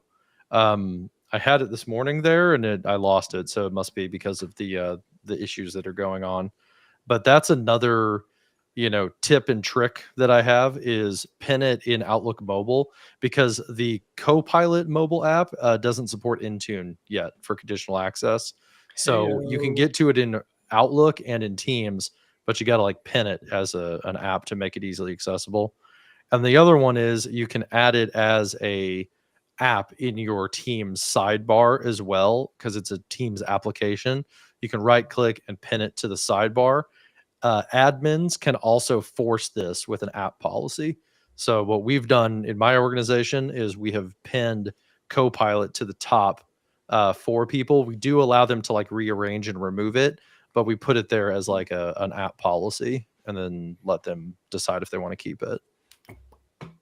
Seriously, guys, I find Microsoft's already done that for me in most cases. Like Copilot is just there, which is why I chuckled when you said someone asked, how do we forget, or how do we remind ourselves to use Copilot? I see that colorful icon everywhere. So I don't forget. Yeah, I don't know. Like for some reason, like people tell me that they forget that it's there. Yeah. And then I guess I don't have this this area in here, but I was going to go into the admin center and show that you can do it under the there's a Copilot section in the admin center, and then there's a section for pinning the sidebar. That's what makes it show up in like Microsoft365.com. In the sidebar, you can pin it. Otherwise, it's not pinned by default anymore. It used to be pinned by default, and now people have to actually add it from, if I go to like office.com, people have to add it from the apps area in here. They have to like actually click pin, and now it's there. So that might be something, Daryl, that like you have Copilot so early that it was pinned there. It's there. But new users, it's not. And they have to like go get it unless you at an admin level pin it. So, but yeah, those are my 3 tips. And then the fourth one that I've got, and then I'll shut up, is something I learned at Ignite from Jeff Teeper during his session where he was demoing stuff. Is I didn't know when you go to create a Copilot agent, I thought, okay, you're publishing the agent, which makes it available in the sidebar, and you can mention it. What Jeff showed is that actually when you go to publish your Copilot agent, let me just bring this up here real quick. Copilot Studio. And this is not the default Copilot agents that's in your tenant, right? This is the M365 Copilot agent. Yeah. Yeah, but it's not a default agent. No, so you're creating one. You're creating one, yeah. So then it's a Copilot Studio agent, not a normal agent. Yeah, if you use like the agent builder, whether you're in Studio, SharePoint, or BizChat is what they call it now, then you can actually copy the URL for it and you can add it to a group chat. So like here's my Ignite Super Helper demo that I made while I was standing at the booth last week. And once it loads here, if I click like publish, if I click publish, then it's going to come up with like you can share it with your team, you can share it with the whole organization, but also there's like a URL at the top. If you copy that and put it into a group chat, it's actually a .agent file, and it adds it as a member of the group chat. So my idea is like, say that you've got like a war room chat going on for like an event management, and it's like you got 8 people together and they're all chatting. If you've got an agent for that event, you could pop it into that chat, and then now it will helpfully answer for the entire group chat. Oh, wow. Yeah. And yes, that same Copilot SharePoint functionality still exists, right? Inside of the admin center, in the Copilot rail.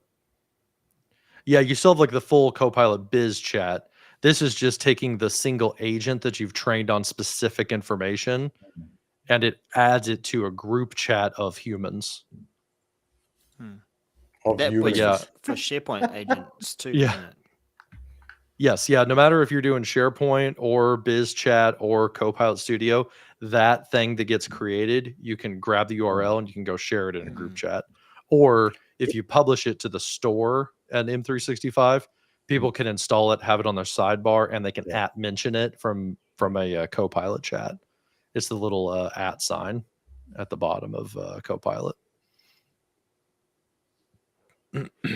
There we go. So this copy link, if you copy that and paste it in, it'll be a .agent file that gets added to the chat.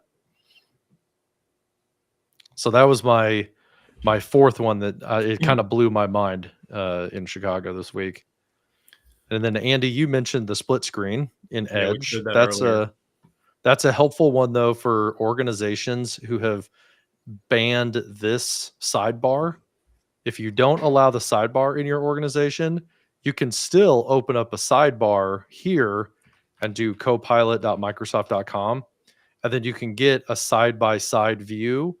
It's just this Copilot area won't be able to read the context of the screen. So that's the one thing you would miss from that side. So that's that one. Let me close it. And then the Copilot page stuff. This was a question a lot of people asked in the expert session is that Copilot page, where's it stored? And can I add it to a workspace? And the answer is yes, you can add it to a workspace. When you have the Copilot page open, there's the ability to, like, let's do copilot.microsoft.com. And we'll get a page open here. Give me 10 dog names. So there's like a bunch of dog names. Oh, why didn't it show up? Good grief. Edit and pages. Is this one going to show up? Hey? Yeah, the edit and pages button. This also might be part of that issue that's going on. I had one other that was like, give me cat names, and it had a Copilot page. Maybe it prefers cats to dogs. Maybe. Well, now it's not opening the chat. But when you get the edit and pages button and you click on that, it opens up in the sidebar. You can click to open that in the web. When you open it up in a full browser, it's just a loop page at that point. So at that point, what you would do is you would click this button.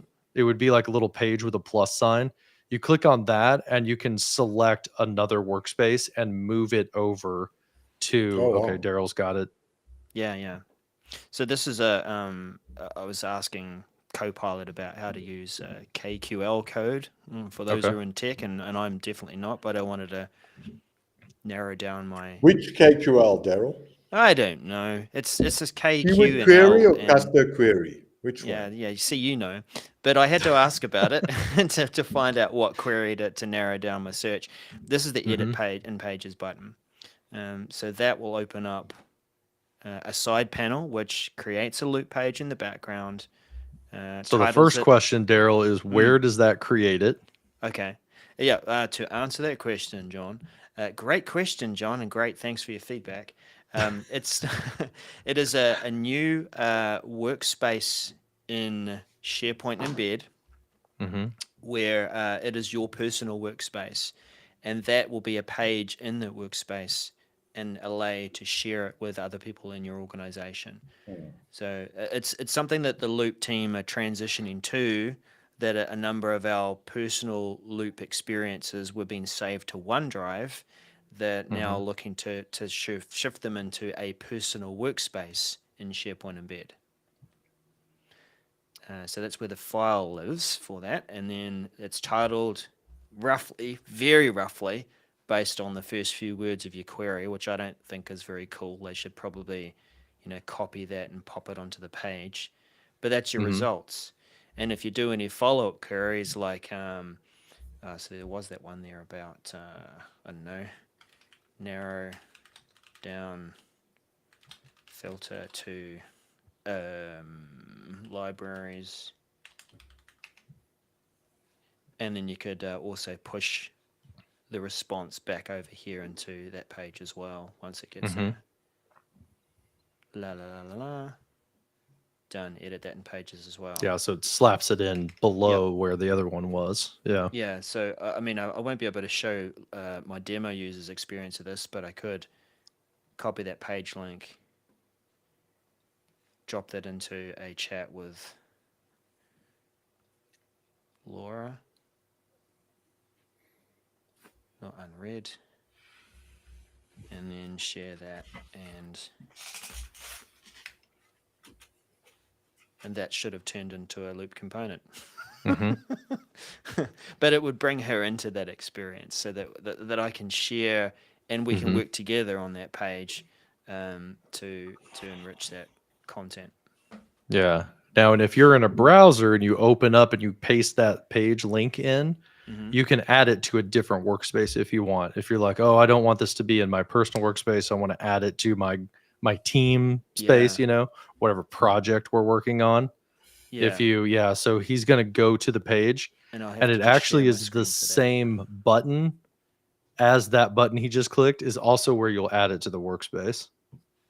So Daryl's going to show his screen here in a second to his browser, and we'll see what that looks like. Okay. So that went through to the Microsoft 365 Home. You kind of recognize that from the logos on the page. There's now a new Pages section where I can go back and see what are all the pages that I'd created. And from here, somewhere, shared locations.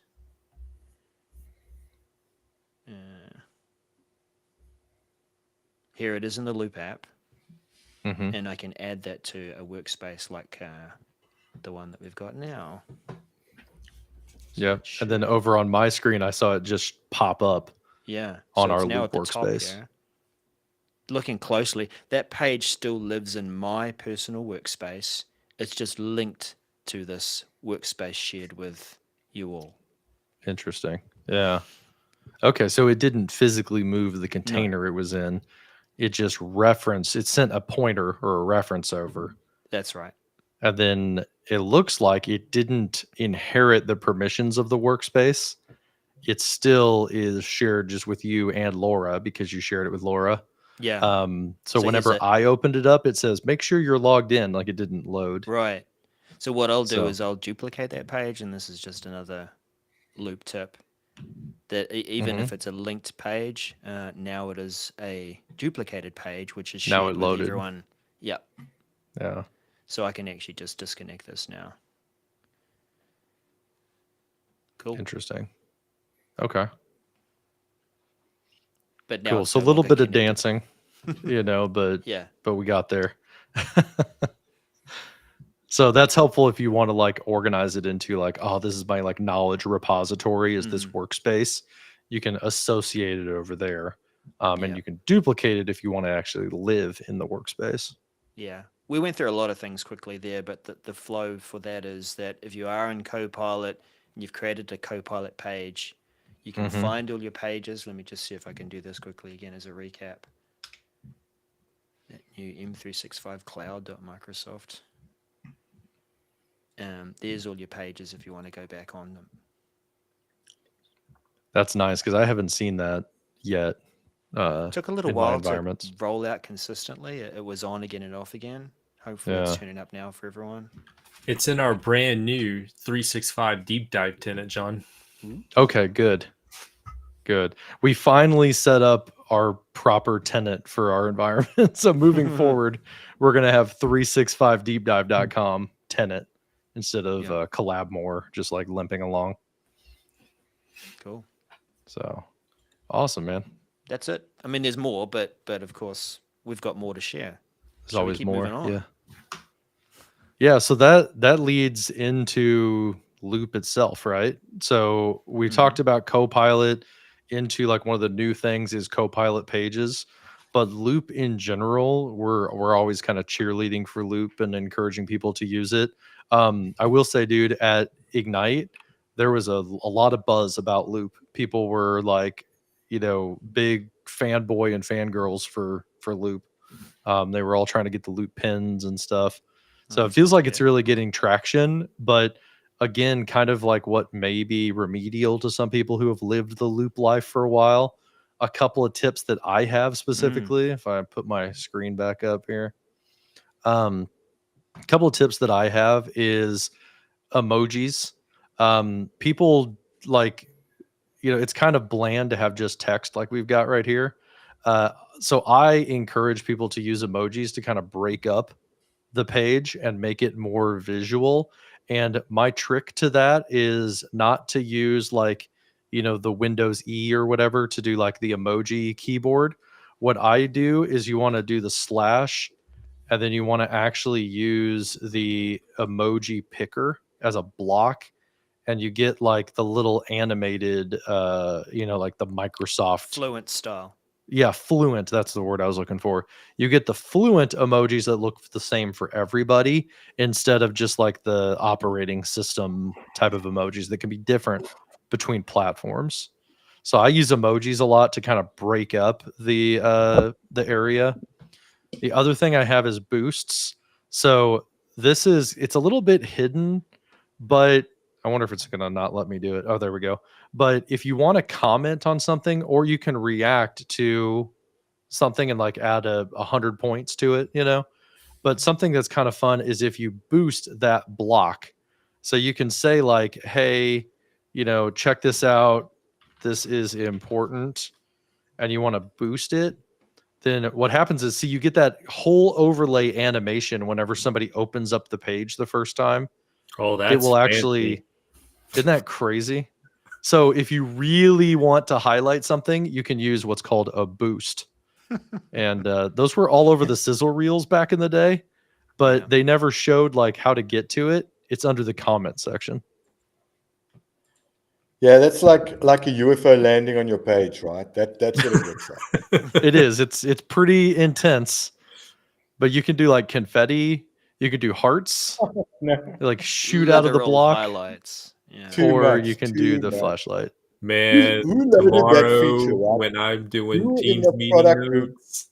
Daryl, you need to ask the Loop people who in the product group came up with that weird sort of, and if you change the icon to a flying saucer, it would look exactly like that they're looking for you. Aliens are looking for you. I would love to know that. I want the name of the person that thought that was spectacular and how they convinced the engineering team to add it to the product. I love it. I think it's awesome because like I was doing one for Copilot where it was a knowledge base, and it was like I had grabbed 12 of my friends basically to do like a support a thing. And so on my page that was like, what the heck is this thing you just added me to? I added the flashlight and it was like, read this first. And it forced everybody to read that section. It's brilliant. I'm gonna use that now. Yep. I'm gonna build use boosts as much as you can. I'm gonna boost it. Yeah. Boost it to the max. But yeah, that's my fun little tips is boosts and emojis. The other one that Andy kind of put on here is table of contents. This is something that people don't know a lot about, is that you can get like / table of contents, and the structure with like your headers and your bullets and your body and stuff like that, those roll up into an intelligent table of contents that you can navigate the page with. Like a wiki, right? Yep, exactly. So see it jump to question 1. It jumped down to body 3, which was under a collapsed section right here. So it could be really easy to navigate and put that at the top of your list or the top of your page.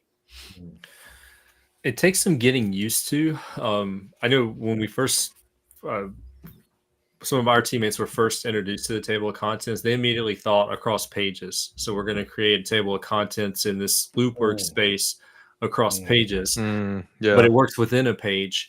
The nuance though is really understanding when to use a heading, when to use a collapsible heading, and how the indents and outdents actually work. So like just go to like overview number 1 there, John, and down below. Yeah, right there.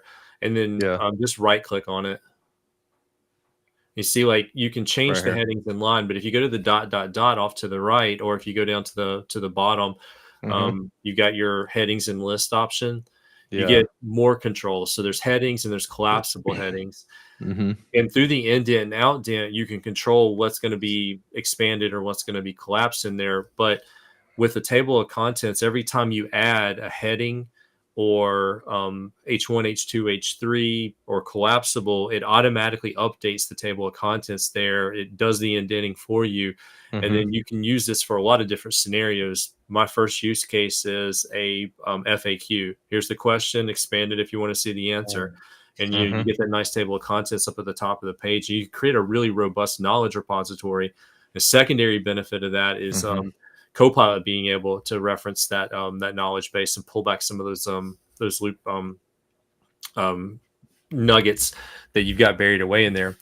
The one thing that I did find that was a little kind of frustrating is you got the indent and the outdent, and then if you keep scrolling down on the same page, some of the content that you create down below that gets locked into the indentation, and like for me, it just kind of drives me crazy because like I know that divider bar right there just above your cursor is not outdented as much as the one up above it, and it's just because of the indent outdent as I was like moving down through there.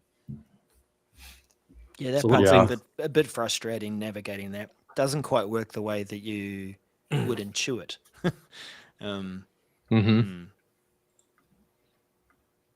Yeah, but you can see like right here where it says like summary, that's below this section. So this part is not in the table of contents. If I upgrade it to a header, see now it adds it to the table of contents. So if it's just body text, it won't show up. But if it's any type of other, markdown type of header or whatever, it will recognize it as a table of contents section. So yeah, that's another tip, and it's seen as a block, so you could move the block anywhere you want, up and down, and then the whole unit moves itself. Daryl, you wanted to show something? There you go. Oh, it was actually just talking about that next section. Prepared for that. That was the meeting notes tip around the loop and workspaces. So this is an example of a demo meeting that I ran. I added the meeting notes. I can go through and see it via the recap as well in Teams. I've only shared my window, not my whole desktop, so you won't see that. But to open meeting notes in your loop experience, it is this little sidebar over here. Right, I think they should change the icon to probably a calendar, make it easier to see. It's sorted by week, so I've gone back and found something appropriate to demo.